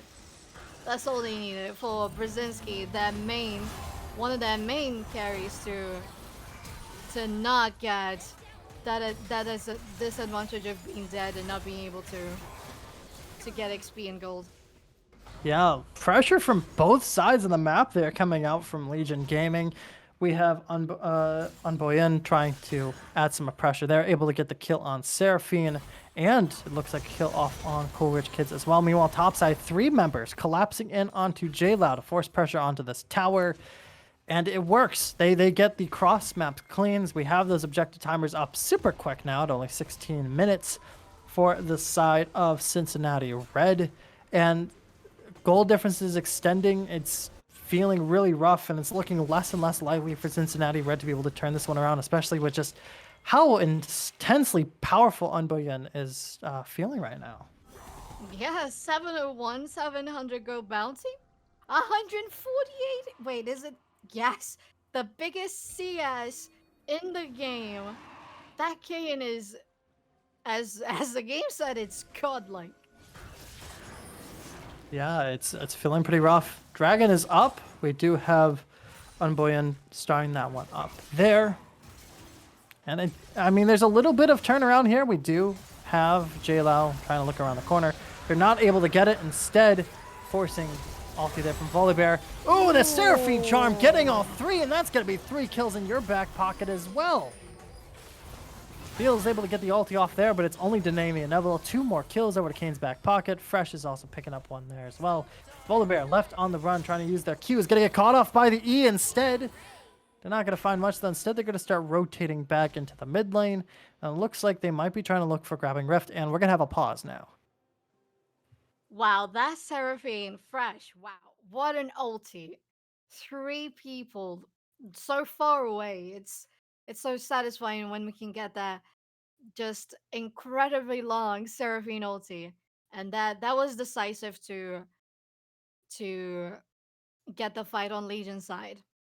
They needed that, and as I said, from the start, if Legion Gaming could have this well coordinated play style where they could arrange the Vigor cage, the snares and ulti from Seraphine, the engages with Lila and Avoyan. They just have everything. And at this point, they're super strong and they're super dangerous. We still have um a little more than 20. Oh, we gotta disconnect. That's probably why the game has been paused. Bear with us, we got some tech issues, but we're still gonna be doing this. So Yeah. stay with us. Now we're just going to be waiting a little bit longer here, but we do have quite a bit to talk about, honestly. Looking at our stats at our wonderful pause screen here, up 10 kills is going to be Legion Gaming. They have just around, I'm pretty sure that is about 7-ish K in their back pocket in a in a lead there at only 18 minutes. 3 Drakes, first tower already gone. They had a Rift looking for a second one. And we still have the unstoppable Unboyan with that 700 gold bounty, 9-0 sitting at this point after those last 2 kills. This Kayn is kind of unstoppable. Like if this game does end up going to the side of Legion Gaming here, I wouldn't expect to see a first round ban of that Kayn, or at least, first round ban at least of that Kayn for the side of University of Cincinnati. I don't think they really want to see that one again. That Seraphine ulti, absolutely devastating from that last fight, like you said before. And the entire map is feeling pretty good. We do have Yabo able to get off some extra kills as well here and there, getting some solid revives and the team fights later. And I mean, the only one who's feeling pretty rough now is Layla, but I mean, has a pretty solid amount of those assists, as we do have a reconnect happening here. Bit of a still pause. I don't know what's going on the screen right now. Might be just some sort of tech issue there. Yeah, We're trying to figure maybe out it's what's the going problem on. with the spectator. Yeah, might be an issue with spec client. You know, it happens. It's not We all exactly. know how Riot's clients are, don't we? Oh yeah, no, they're so great. They're wonderful. Yeah, they're nice, and they do checkups every now and then, and they increase and like upgrade things. It's awesome. It's great. Hey, we're back. We're back in live action. A little bit of a long delay there as we had Unboyan struggling there, having a bit of a disconnect, especially for just how powerful they are. It'd be a shame if we didn't get them back. As I stated before, going straight for the Rift. And there's not much for the side of Cincinnati Red to really do to stop this, though. They are looking to attempt it. I don't think they'll be able to get it in time. Yeah, I don't think so either. Do we have well, Volibear's there, so there's a possibility. And it goes for Legion Gaming. Yeah, meanwhile, oh no. J-Lao getting caught off guard, gonna miss the Oran Horn. Gonna dive straight under tower here, but that's 5 members. You're not gonna stand long. Yabo is able to take that one over, adding to another kill. Rift is immediately gonna get dropped topside because you don't have much of a top lane to contend with anymore. The shove is already gonna start, and it's just snowballing faster and faster in Legion Gaming's favor here. Yeah, and they're gonna be pushing into top lane's tier 2 turret, and with the arrow push, it's not gonna be a zillion. There's gonna be able to protect that. Yeah, able to get a bit of an objective bounty to bring back some of that gold. You're able to take down the Rift, but not before losing your second tier 2 tower in the top side. Or your first tier 2 tower on the top side. Meanwhile, all outer towers are all first level towers are gone for the side of Cincinnati Red. And that's going to put up a damper. You have less control of the map, less power happening here, and you're stuck on Soul Point. Both Rifts have gone over to the side of Legion Gaming. They found their bread and butter for their team.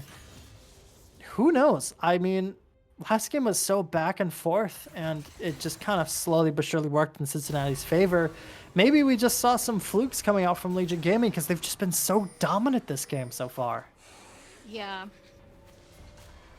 I think maybe what happened last game was Legion Gaming weren't expecting the amount of control in a map UC Red had with, as I've been mentioning repeatedly, how impressive it was that UC Red could control the nice pushes when preventing Legion from backing and just engaging in objectives, so they would be indecisive of where to go to try to defend and not allow them to push into that base with Ilaoi, or trying to secure the Drake. And we got here a Baron starting on Legion's side.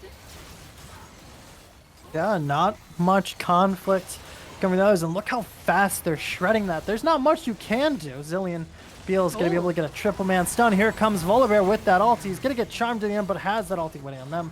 Blue team's able to take that over, forced to back out there. Ornhorn's going to get called from the side. They're going to find Vayne with that one. 1 member down, 2 more to go. Diving in, Stun's going to catch up on that Kayn. Going to be shot backwards. A lot of damage coming out there, but just enough room for that ulti in the corner. Meanwhile, stun from Brzezinski going to be able to find Braille there. Able to take down Coolrich Kid as they're just going to keep hunting there. There's not much space for Zillion left.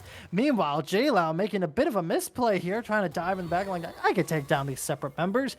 No, you can't, especially when the rest of your team just died in the blink of an eye. Being forced down, trapped in the middle, dropping the ulti to try to get some stun back, but these members are ranged, GGLeagues. You don't have much power here. It's going to fall flat, and not only you get a Baron, you get a 4-man as well, and it's just going to be a slow but sure push from the side of Legion Gaming here just before that Drake spawns. Yeah, that was a very nice fight by Legion Gaming, and they didn't stop, and they're not gonna stop now. They're not just gonna be pushing, but they're safe and confident, you know, that they can dive. You see red, and that Kane is now 9-0-7, and almost every member of Legion, aside from Layla, has a bounty. So they're beyond powerful. Yeah, and they're gonna melt through this Drake now and get the Ocean Soul. Yeah, there's not much for the side of Cincinnati Red to be able to come back here.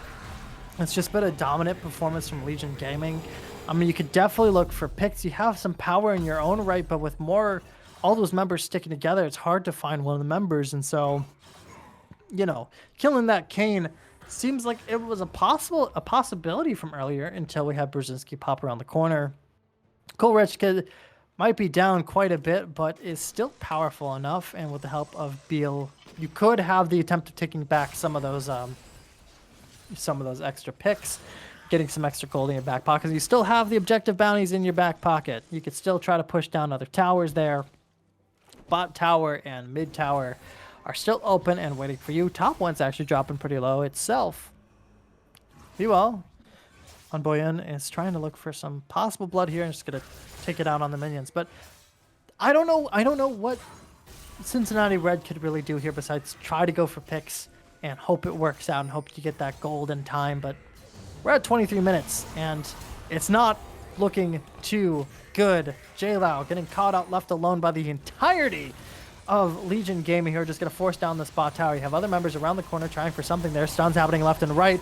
Meanwhile, in the back corner there, ulti's getting dropped there. Seraphine ulti will drop as well. Good amount of damage coming out from Layla, looking pretty low. Is going to take quite a bit of damage there, but Unboyan is able to get some extra kills, able to get 2 more as well. Triple kill in your back pocket. Feeling pretty good, feeling pretty nice. Meanwhile, no one's just going to be popping around the corner here. It's going to lead to Yabo being able to revive Layla, so you have the full team back up at full power. No quadra for the back pocket of Unboyan, though. And I mean, I think this is the death march here.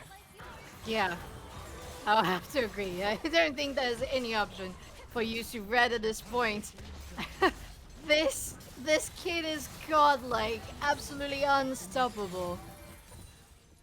And you were thinking about how they could maybe try to come back, and it would be really hard, especially since all the explosive power Katarina and Vayne and Aatrox, of course, that whole team on UC Red could have on them. They just don't. They really don't at this point.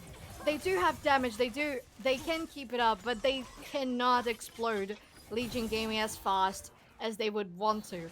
And at this point, Legion Gaming just has, from that comp in itself, the chain of CC they need to just zone them. And they're gonna get maybe another kill here on the Aatrox. Just has to pop the ulti. And the flash from Vega as well. Yeah, GGLeagues once again making a little bit of a misstep, going behind lines here. Gonna take a lot of damage to be forced halfway across the map from their base, forcing them to back. Meanwhile, other members getting caught off guard. Coolrich Kid is going to be popping the extra shield there to try to stay alive for at least a little bit longer. They're able to back out of that one. And I mean, meanwhile, ultis are getting dropped left and right. Fresh is going to fall. There's one shutdown gold going over to your mid laner, feeling pretty nice and solid. But meanwhile, the rest of your team, your base is just being absolutely crushed inwards. Yabo getting caught off guard there, doing a lot of damage. Ooh, they're able to get another shutdown off on here. We have multiple members looking down towards Null Winter here. Coolrich Kid's popping out of the corner. You lost 2 strong members in that one just from misplays and some action there. But meanwhile, topside, Coolrich Kid's going to get shut down there by the Orin, taken out there. Unboyan is also going to go legendary, pick up another kill from Null Winter there, and 2 for 2. Your strong member is still alive. And so the death march continues here. You haven't stopped. Cincinnati Red has not stopped that push. Instead of, immediately ending it there, it looks like they're trying to go for the full clear.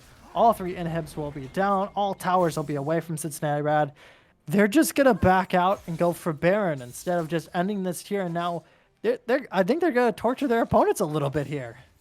I think that's the safest bet, to be fair, because I don't know. I don't think they had. I mean, they could go for the death march, as you said, and try to take out the game. But I think that was a little too risky. I think they didn't want to risk handing anyone on UC Red the 700 gold bounty on Kane, or that Vega for that matter. So I think I do agree with a safer choice. We do have Volibear sneaking in here. For something, they're able to take it! Able to smite the Baron from under their nose. Is gonna fall for that one, but hey, what do you know? It may not be working out much in the end, but it's gonna leave a bit of a sour taste in Legion Gaming's mouth. They're gonna go try to finish them off, but solid play from Null. They're able to just pop in, smite that one out, and get the extra jet the bounty. Meanwhile, behind the hands, it looks like it was enough, though. Cool Rich Kid's able to get 1 kill. Shutdowns happening on the road. Diablo is able to return that one to revive Brzezinski, and it's slowly but surely coming apart here. Aatrox able to take down that Vayne. Members are diving headfirst in. JLao trying to force off Yabo here. He's not going to find it. You're chasing him into your base. That's a bit of the wrong direction you want to go there. But it started out well there in the end. You had a solid smite, but the members are going to fall. Kane still undefeated, 14-0. Looking for something there. Is not going to find it. Yabo will fall to the Aatrox. They're looking to end right now here. A lot of damage, but you can't stop all the minions. And looks like we're going to game 3 here, Soph. Wow, that was so exciting. Such a nice game from Legion Gaming. Whew. That was no way anybody could ever stop that Kane. that was a roller coaster. Oof. To see the Volibear still that Baron. Oh, that was concerning. Yeah, I mean, that was just a dominant match from Legion Gaming from beginning to end. Like, I didn't see any rebound potential there. It's such a contrast from the first game that was so back and forth, pushing and pulling. But I mean, everything just fell right for Legion Gaming. And you can see Unboyan's KDA right there. Highest farm in the game by far. Oh, by far, off by 10, but it's 14-0 and 11, going deathless that entire match, being just such a huge damage potential for your team. It was amazing and absolutely terrifying to see, especially from the side of Cincinnati Red. And with that, I mean, I think we're going to have to take a bit of a short break here so we can catch our breaths. You guys can catch your breaths as we're going to start prepping up for game 3 here. Who will take it off? Legion Gaming, once again, show off just their dominance performance here, going straight into match 3. Or Cincinnati Red find their mojo back and give us their final win of the match. We'll see you guys in just a couple minutes here. Stay tuned.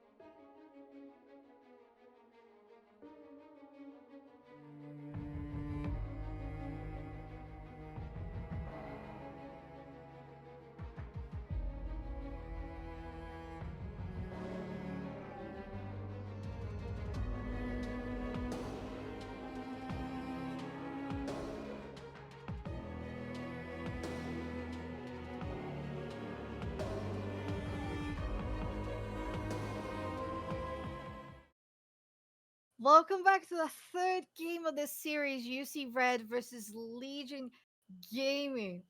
I mean, let's talk about this last game. Cosmic, tell me.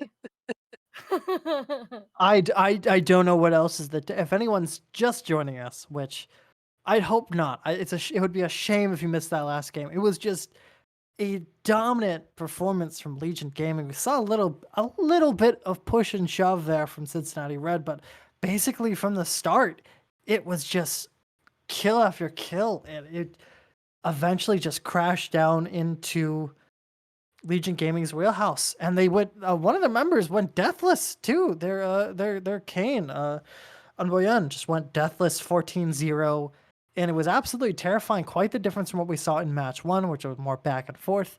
And as we're diving straight into bans here, I wouldn't be surprised if we don't see that Kane get taken down, and maybe out that Seraphine as well, who landed so many solid ultis. Oh, there There it it is. is. Lord. We Corki's got the still ban also getting again. banned out. Yeah. hmm Don't want to keep that Corki around, especially after last time. It worked out pretty well. Oh, they did Kane, get the Vega ban in. yeah, we had a little bit of back and forth while on the break there of whether or not we would see that Vigar get banned out. Zeddy's still getting banned out from Legion, especially how well it worked game one. Uh, we that seemed like the general consensus between us is that we didn't really expect it, namely because like, oh man, it was really there because we knew that Kane would do enough AD along with Akshan. But it's going to be taken on. UC Red get a first pick Jin, which is actually their ADC's main carry here, or one of their main carries, at least I'm pretty sure. So it's feeling pretty solid for UC Red. And I think we're going to see some interesting plays happen in that one, and Legion Gaming will sit around for a counter pick in the end. Oh, and we got a Caitlyn. Oh, not bad. Don't have that Thresh to combo with it. But, yep, just going to stick with that Caitlyn. Range v range is going to be a very slow bot lane from what we've seen before. It looks like we're going to have to rely heavily on those junglers to pop in and do some serious damage. I mean, maybe they could pull a Seraphine again. Oh, and they chose for the Volibear. Yeah, I mean, Volibear, it worked for UC Red last time. You were able to get some pretty decent ultis off and do some solid damage overall. Didn't really And to help steal out. that Baron buff. Yeah, and to steal that Baron buff too. But UC Red's going to go with their Aatrox once again. One of the other members that worked out pretty well, besides, getting shut down time and time again by junglers. It's another comfort pick. It's another strong main. I think UC Red will be feeling pretty at home. A lot of heavy AD and a lot of fighting potential so far. Yeah, I'm interested to see who Legion's gonna pick for support. Okay, and UC Red goes back to the Sejuani pick. That did work so well in the first game. Yeah, Sejuani was definitely able to go for a lot of aggressive plays there in the first game. Looks like they're going to run it back with Trundle possibly. Trundle Caitlyn's actually a pretty solid counter pick, able to drop those Caitlyn traps right where no one's expecting. Normally you see Trundle actually get picked against Caitlyn in the support lane, though, trying to catch off that net jump that she has to catch her there. But I think Trundle will work pretty well with this Caitlyn into Jhin. I do expect to see maybe, if not a Nautilus ban coming out here, I think we might see a Nautilus for UC Red to try to chew out that Caitlyn and that Trundle, because if you get caught off there, it's a bit rough. One hook champion gone, but Blitzcrank is always there too, though I don't think I've seen anyone professionally play Blitzcrank in many an eon. Uh-huh. I mean, it's a shame. As a support player, that makes me happy. Oh, But Blitzcrank, so annoying. I mean, it feels bad too. Pyke's gonna get banned out once again. Victor as well for the mid lane. Bit interesting to still have that Pyke ban. I guess you can flex that Volibear top and that Trundle into jungle, but I think we're pretty well set for that Trundle being a support. And so I feel like that Pyke's a bit of a waste there, especially because you could probably use that Pyke to help out your Jhin there, get that Caitlyn out of her comfort zone. And J4, Gonna be the final ban again. It looks like UC Red's thinking that Volibear could be placed into the top lane, which is a full possibility up against that Aatrox. Yeah, it really is. We're gonna find out possibly with this next pick. I'm interested to see. As you might have noticed, I'm always very interested in VOD lane matchups. um, I mean, that is oh, fair. I was gonna say that a support that was just to hit the nail on the head would be the Morgana Caitlyn, and I'm so glad they did that. Yeah, It was gonna be so good against the Jin. yeah, that's you're gonna be able to catch out that one pretty easily there. And plus, you have the block shield for any of these hard CCs. I feel like they pulled their hand a bit early there, but overall, it does look like UC Red had it really in their straight mind.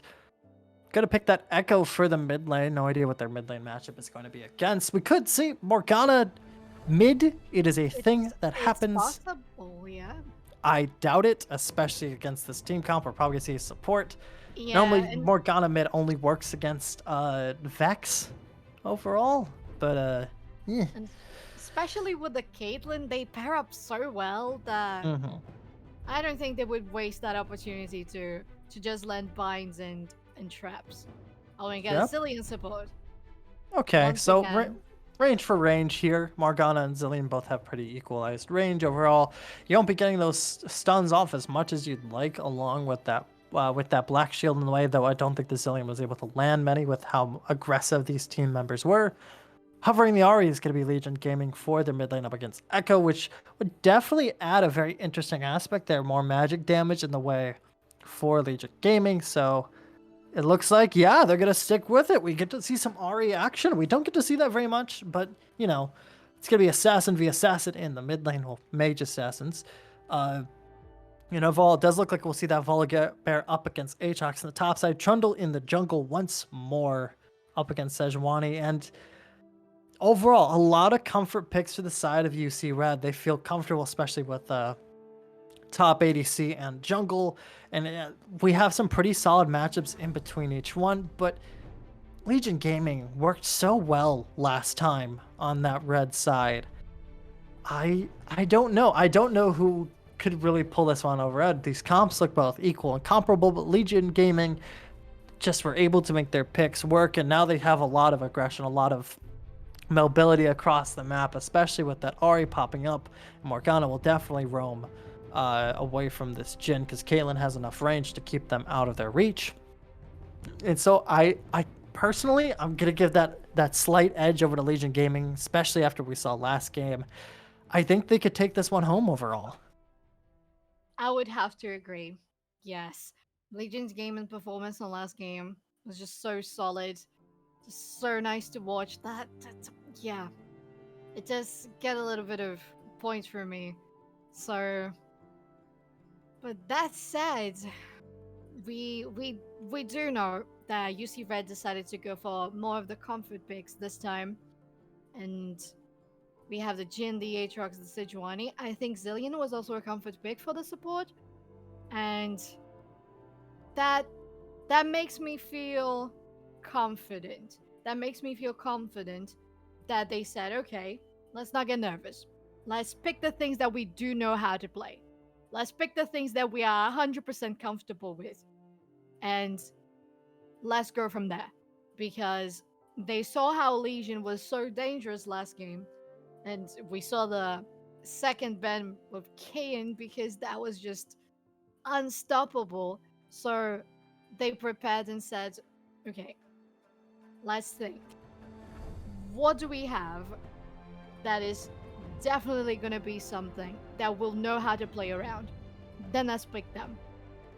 And then they chose Echo in the middle of that, which is a good chunk of AP damage, a little bit of CC and escape as well. So we'll see how this is going to turn out. But even though UC Red seems to be feeling a little more confident, I think so. I will also give that little edge of advantage for Legion Gaming for this third game of the series.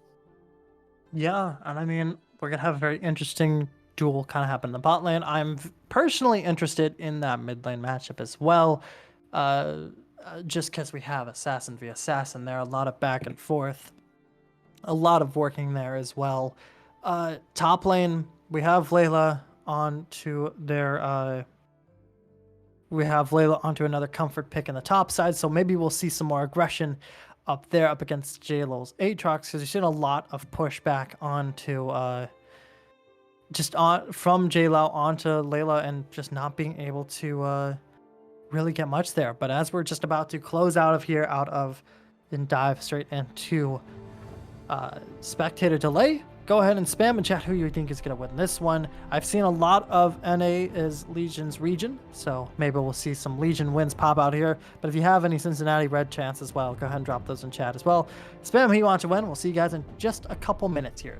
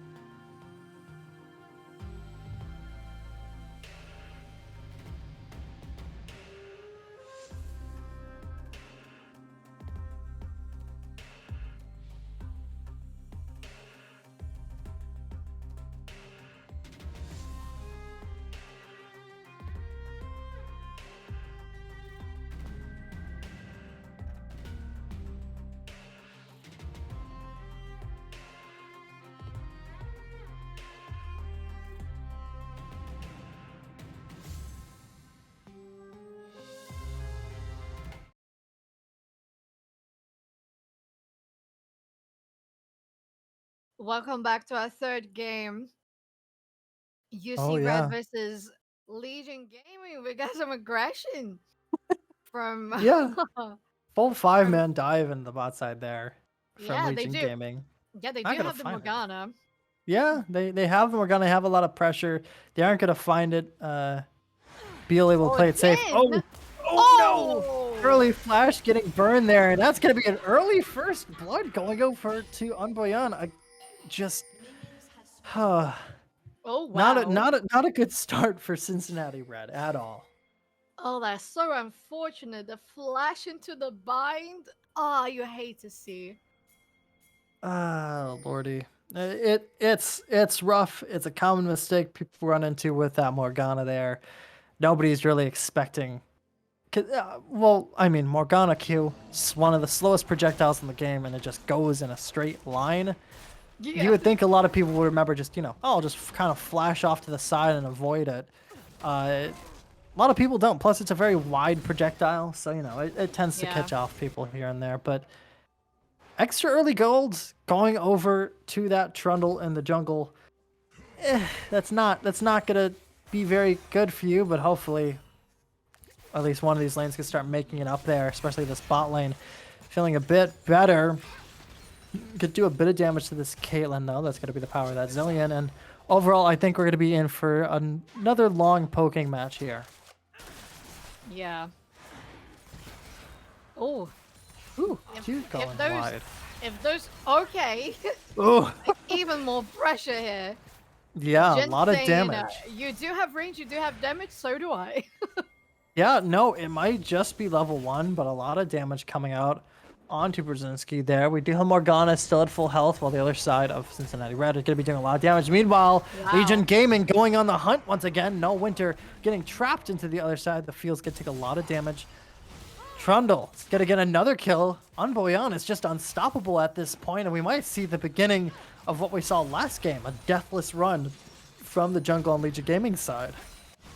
Yeah, that follow-up from Legion Gaming on finding out Sejuani was in that jungle and Ari and Volibear going in to help, that was what was necessary, because no Winter, it was risky of course, but also nice to think, okay, they had an advantage, so I might as well just steal that jungle. And we got a 1v1, a flash from Aatrox, another flash from Volibear, and he's gone. Uh-oh. Abayan's gonna drop a pillar trying to stop that one. It's not gonna get it. Okay. Yeah.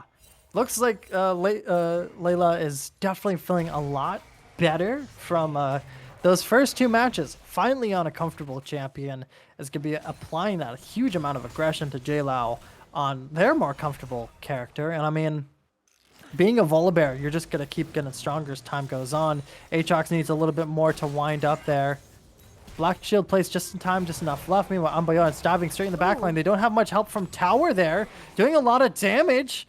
Unboyan's going to pick up another kill. 3-0 on the board. That jungle is absolutely devastating. And just looking for blood left and right. The Sejuani just hasn't been able to stop like any clear potential at all. Able to try to abuse that over-aggression from Unboyan. It's just feeling rough already in the jungle, and it's not looking good early on here for Cincinnati Red. Whew. I'm honestly we were out of breath last match, and oh, nice. Okay, we got the position from the vision from the ward down in the bush, preventing the Sejuani gank after she did steal Trundle's jungle. But yeah, this is... Oh, but Volibear is so strong. It's just my die of JLo and get that 1v1 kill. Jeez, that was rough. Layla not letting any pressure let go, landing a quick Q along with their full combo right on top of JLo, and even with the tower's help's not going to find it. Cheeky Q coming out there from Fresh, gonna be able to find that one. And yeah, no, Layla is feeling a lot better from these first two matches, feeling a lot more good in their own skin. Meanwhile, mid lane, a lot of aggression trying to come out there from these members there. Is able to get down Yabo, but it's gonna be a trade kill overall. Meanwhile, Unboyan is gonna be trying to chase after No Winter there. Not going to find it. No Winter's able to get back under tower in time, but there's 3 members in the mid lane now. We could see an aggressive tower dive here, and it does not look like we will see it. Meanwhile, TP's coming out from Yabo into the bot lane here. Kind of leaving this bot lane to go ahead and handle mid lane so far as the jungler is forced to back out, as we do have Make You Mine popping through. I mean, just look at the board right now. So it's 5-1 up, multiple kills, but it does look like the members of Cincinnati Red are not going to let this one slide like last time. They're going to attempt to take down Fresh, but just a lot of solid positioning is actually going to turn this battle around as Beal is forced to back out, and it's not looking good. It's not looking good so far. Yeah, and this Caitlyn is looking so comfortable with that range, the Morgana Black Shield. This is all on Legion's favor up until this point. Yeah, I'm seeing how this match is starting. We're only 6 minutes in, and there's just this big difference already. Yeah, we could see a lot of changes happening for the other side here, or we could just see that snowball keep rolling so early on. It just makes me question more of what happened in that first game. It was so back and forth. The members felt so confident. Then game 2, Legion Gaming just kind of flipped this switch and turned back on, put their full strength into play here, and are taking down another team. Meanwhile, topside, Layla getting caught off guard by No Winter here is going to try to get a kill back. Not going to find it. J-Lol finally has some blood in their favor as well. Might be down a bit of farm, but they could make that one up as, you know, kill trade back for the side of Legion Gaming is feeling pretty solid. And who knows? Maybe the back and forth will come back, but so far, Legion Gaming still looking ever so more scary. Yeah. I hope that confidence doesn't turn into overconfidence, because that can always lead to mistakes. And oh, that's very close. Does she have ulti? Oh, level 5 yet. She does not, but Brzezinski's just surgical on that Caitlyn, landing so many combos over and over on both these bot lane members. No Winter's around the corner here, as well as Abian ulti's going to land, forced to flash. Good timing out there, but you're going to be diving head first into Unboyan, who's going to keep going. Meanwhile, in the mid lane, a lot of aggression happening there. Some damage happening back and forth. But meanwhile, bot lane, No Winter stuck under tower. The wave is not looking good for them. Forced to dive head first into Caitlyn. That might be the wrong decision. They're going to get caught off by the Q, and that's enough for Brzezinski to pick up another kill. It is 8-2 for the side of Legion Gaming. We're only 8 minutes into the match. Yeah, it's basically 1 kill per minute. Wow. Well, I was saying that they shouldn't get overconfident. But at this point, they might be getting to that level of being able to do that.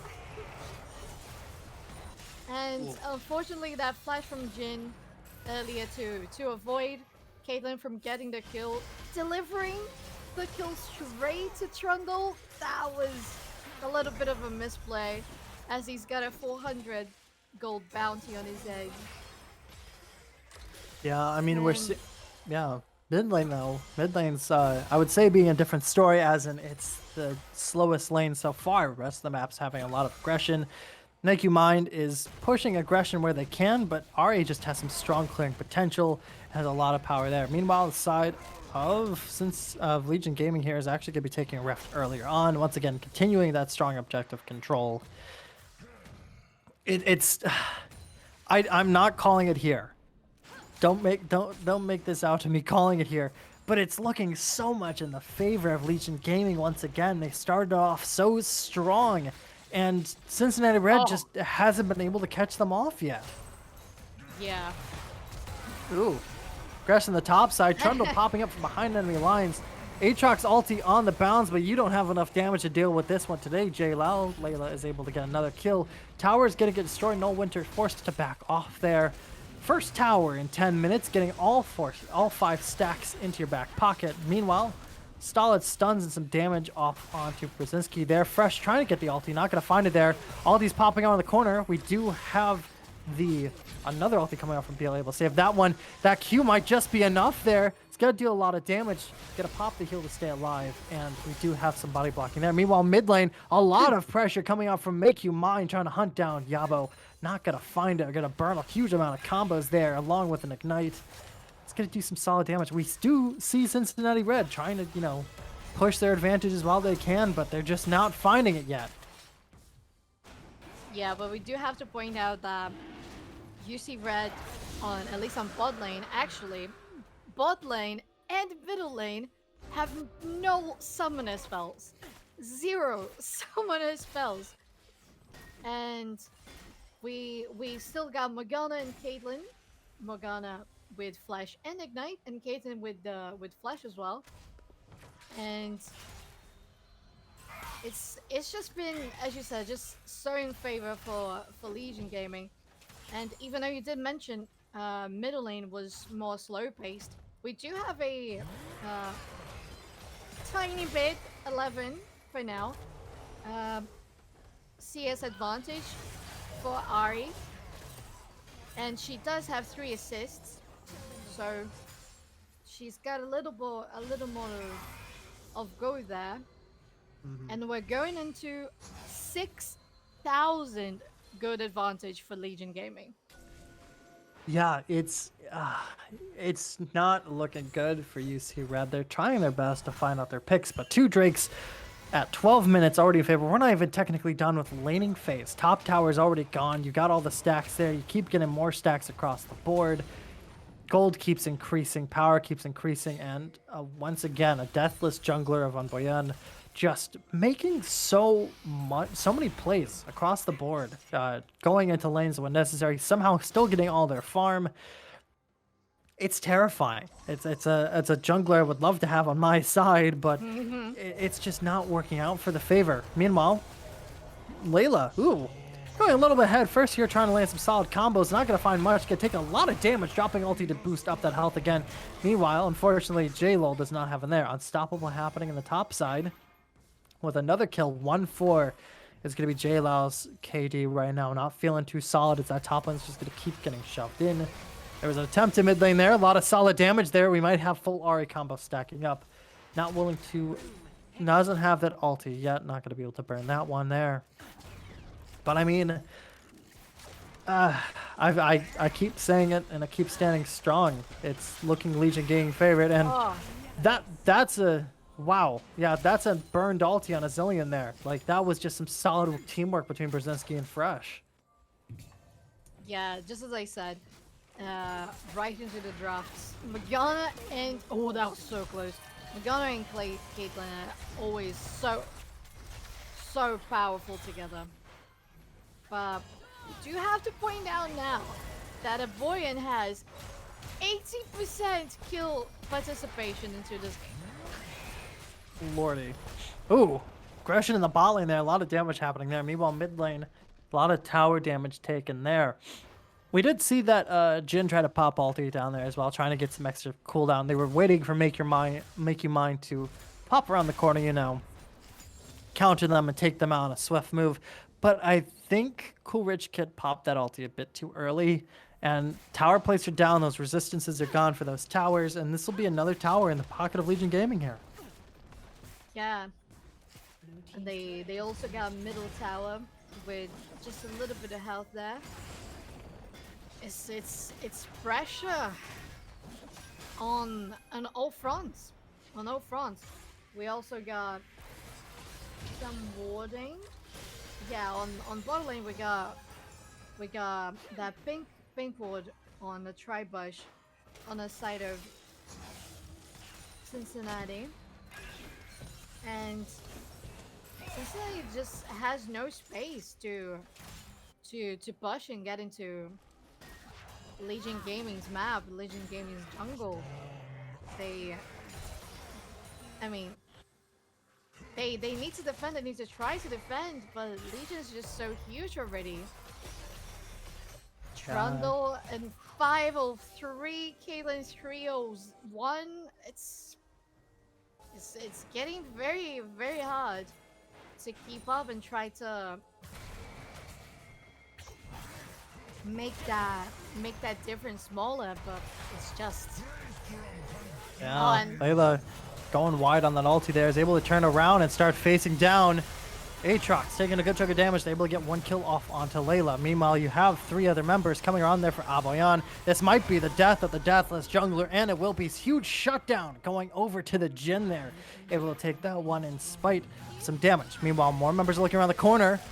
Here comes Sejuani, gonna get caught off there, gonna take a lot of damage overall. Jhin ulti is going wide, doing damage where it can, but doesn't have that kill potential yet.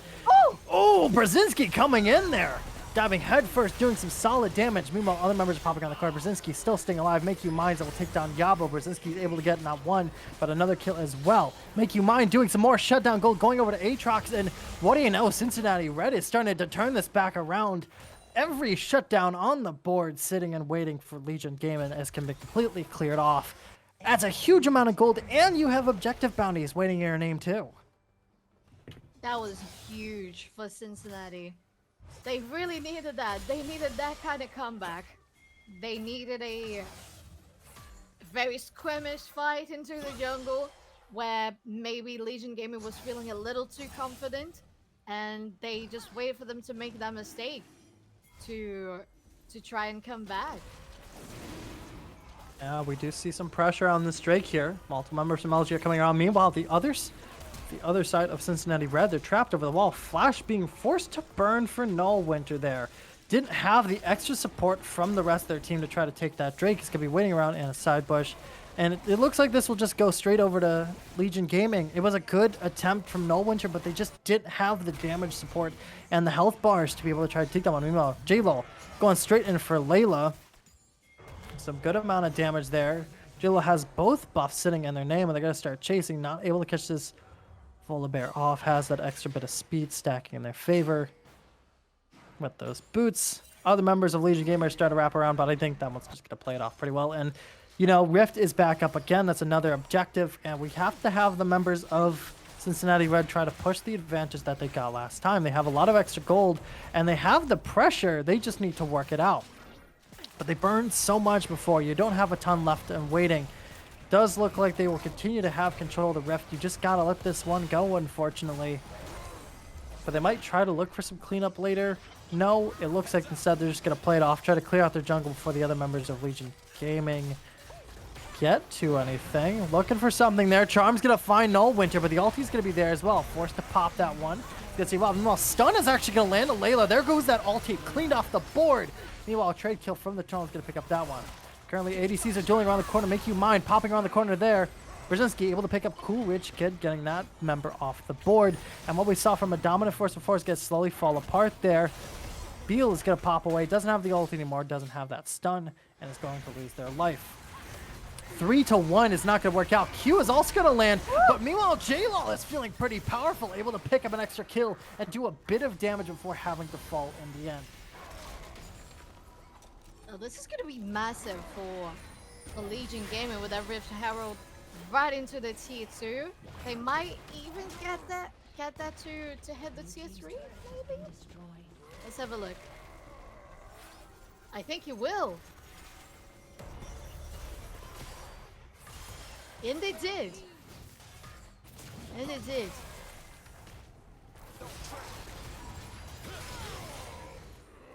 Good move by Cincinnati. Eliminating the big threat that a Boyan is and getting the 150 gold bounty.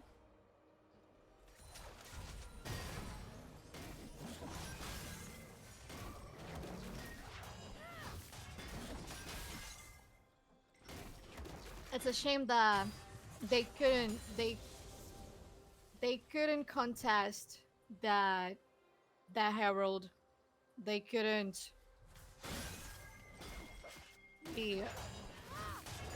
Our apologies, we're having some tech issues. Cosmic is gonna return pretty soon, so I'm gonna be here probably. Gonna be doing all the shot calling. So yeah, as I was saying, Cincinnati had that opportunity to try and turn that around and punish Legion Gaming on their mistakes, but unfortunately, after that one fight, Legion Gaming didn't make any more mistakes, aside from maybe a Boyan getting killed, overextending on top lane. after their Rift Herald was dropped and got that big chunk. I mean, destroyed tier 2 and got that big chunk of tier 3.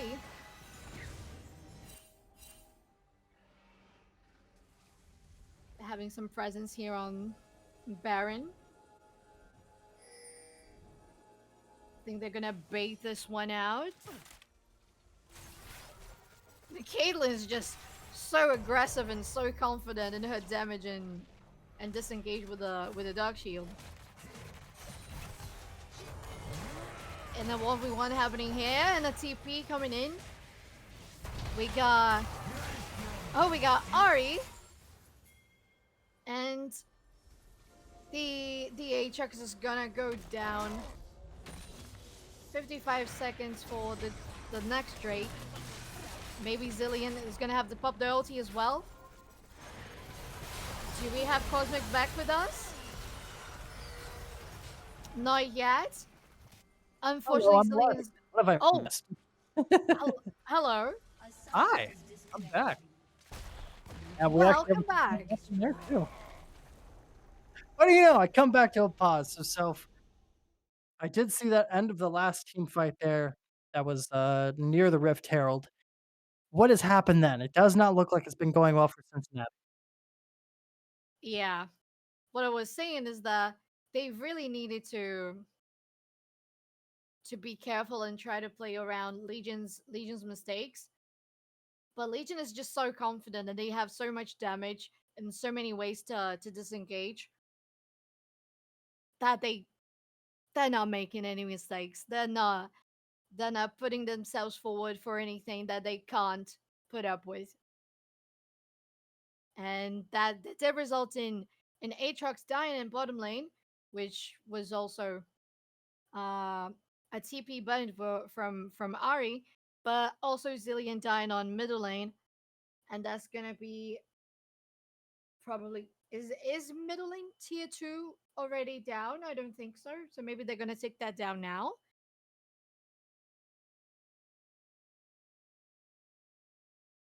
Do I still have you?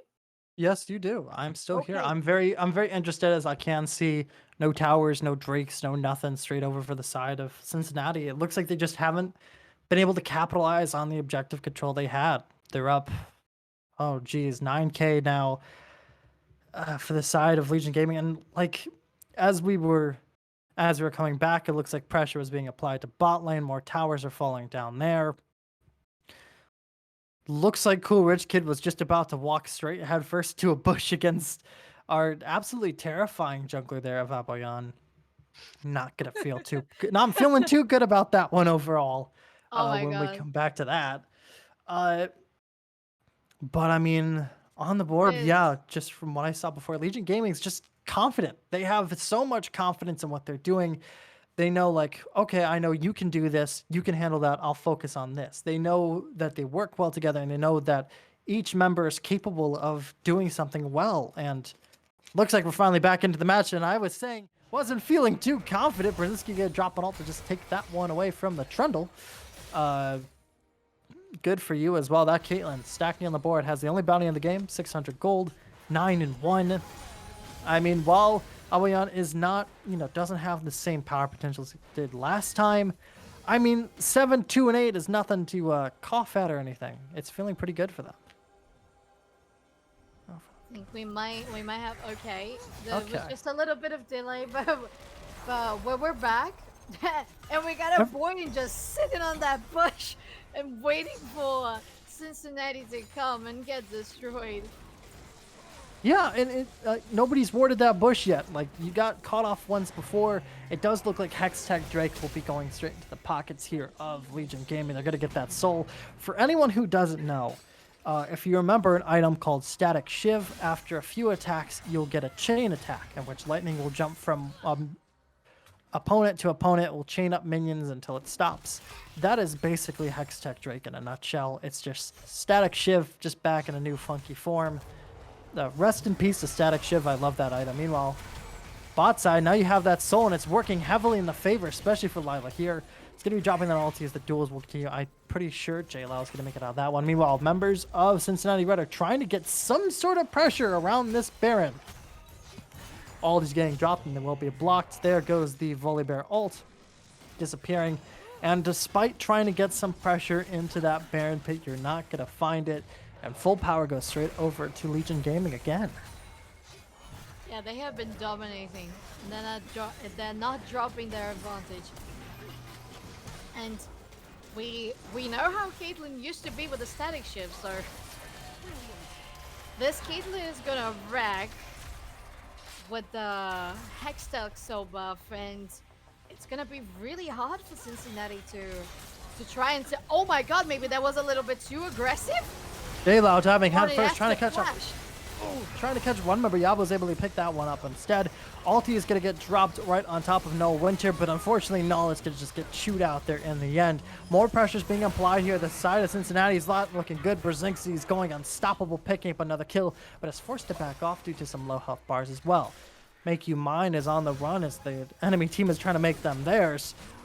Forced away from this point. Layla's going to play behind the line here as Trundle and Brzezinski are going to start chewing out that Baron.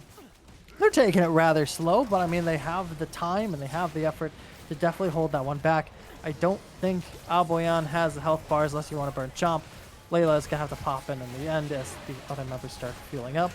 And yeah, you can't stop the Baron push. That's another objective in the back pockets of Legion Gaming. And they're not looking as dominant as before, as we did see some rebounds coming out from Cincinnati in a few different areas. But I mean, they're not letting anything stop them so far.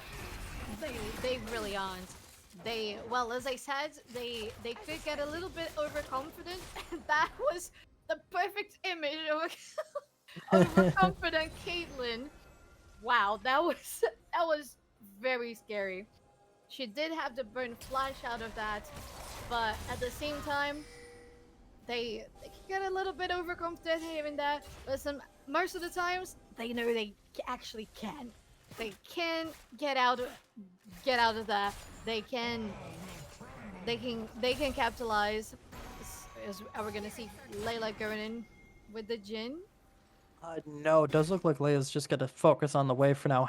They do have some backup in the bottom lane that could be looking to try to pincer off here. Ultis are getting dropped. Layla going straight for that Jin's going to pick that one off pretty quickly there. Just absolutely eviscerated off the face of the earth. Layla unfortunately does not have enough damage to take out 3 members. Will get a double kill in the trade though. And we do have Yabo popping around the corner. Here comes the Caitlyn ulti from left field. Gonna remove that one. Meanwhile, Albion is just going to keep choosing through. GGLeagues diving headfirst, trying to stop this Trundle, but I don't think there's any stopping this Trundle. Got to get caught off instead. Meanwhile, Null Winter running the opposite direction is going to get taken out by Fresh. Another member gone, full man ace. And yeah, that is Legion Gaming. That's how they're going to win this game, by slowly and surely picking apart the side of Cincinnati. And they're going to take this series from 2-1. Yeah. Before they try to get a kill there. Never mind, they won. There you go. Well, congratulations to Legion Gaming for winning this series. That was a rather quick match. I wasn't expecting that, to be fair. Yeah, 26 minutes, probably the shortest match we've seen. I mean, Legion Gaming had this amount of dominance by this time last game as well, and it was still pretty even there as well. But I mean, I think first game was a fluke. I think something went wrong and picks there, and you just didn't have the power that you wanted there in the end. They found their groove and just absolutely eviscerated this 1-0 team. So both teams are going to stand 1-1 on the board. They're both going to be in middle bracket, standing around there as we continue more matches throughout the rest of the upcoming weeks. And that was an amazing match. I'm happy everyone here got to see that amazing match happen there. Honestly, just Legion Gaming just all of a sudden turning around, flipping a switch, is like, this is where I win, and just went headfirst into the fight and tore this 1-0 team a new one. And I think Cincinnati Red is definitely gonna have to take a moment to sit down and really think about what went wrong for this series of matches here. Yeah, agreed. They really do need to see what was the problem. I don't think it might have gone down to the draft. I think how could we put this? Well, maybe it has to come down a little bit to that mental and how they can stick together even though they have a little bit of a snowball going on the other side. Like if the other team has that much more of advantage, play a little more safe. Just take it slow. Play a little more safe. Let things grow. The same thing they did on the first game. They were so methodic. They had everything, like it looks everything so planned and so nice that I feel like maybe when things started getting a little bit out of control, they just didn't really know how to handle it. And they they really need to, of course it's easier said than done, but try to coordinate that better because we did see sometimes where we had Cincinnati's jungle trying to go for a steal, and on the second game we did see that from the Volibear. We did see that steal on the Baron buff, but sometimes the jungle was there, but the team wasn't quite as in the same pace and couldn't keep up with trying to defend and protect an objective. So maybe it's down to that and getting a little bit more of that coordination. Maybe there was a little bit of conflict in that communication and trying to decide what to do. And what they should do is try to bring the energy that they had in the first game, where everything looked so well mapped and they had everything laid in front of them and they could just precisely go, we're gonna do this because they're gonna fall for this bait, and at the same time we're gonna take out their base. So they really need to focus on what was good in how they arranged that first game and how they can implement that to new games. Whereas Legion has just, well, it has to really keep it up because they did an amazing job. Third game, I mean, second game was incredible. That Keen was devastating, but third game, I felt they were so comfortable and they were so confident that they they got every objective. Four Drakes, the Soul, the Baron, all the outer turrets, tier twos, and just straight into their base. And to know that they could have Lila just standing there and be like, well, do you guys want to take me down? Well, guess what? My team's got my back. So Legion just had everything nice and ready, and it was it was really nice to to see such a great performance, of course, from both teams, but definitely from our winner, Legion Gaming, the winner of our series in the week 2 of Division A of our GG Leagues Elite. Yeah. But with that, we are going to close out for the rest of the night. Again, thank you to both teams for showing us an amazing match, and GG to Legion Gaming for taking that one home.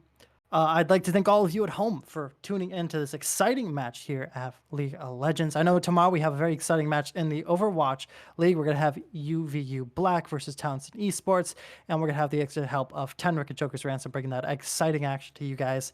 Also, like to thank our wonderful sponsors who are help GG Leagues bring these exciting and fun matches to you guys as well. Speaking of our sponsors, earlier today, we actually had a very interesting panel with COPE, the Coalition of Parents in Esports.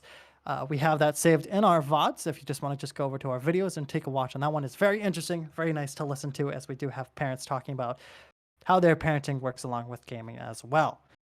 Thank you, Soph, for allowing me to join you and joining me as well. We'll see you guys next week with another exciting matchup here at League of Legends. Once again, Wednesday, 7 p.m. Central Time. But with that, we're going to tune out for the rest of the night. Stay safe out there. Have a great rest of your night, and we'll see you next week.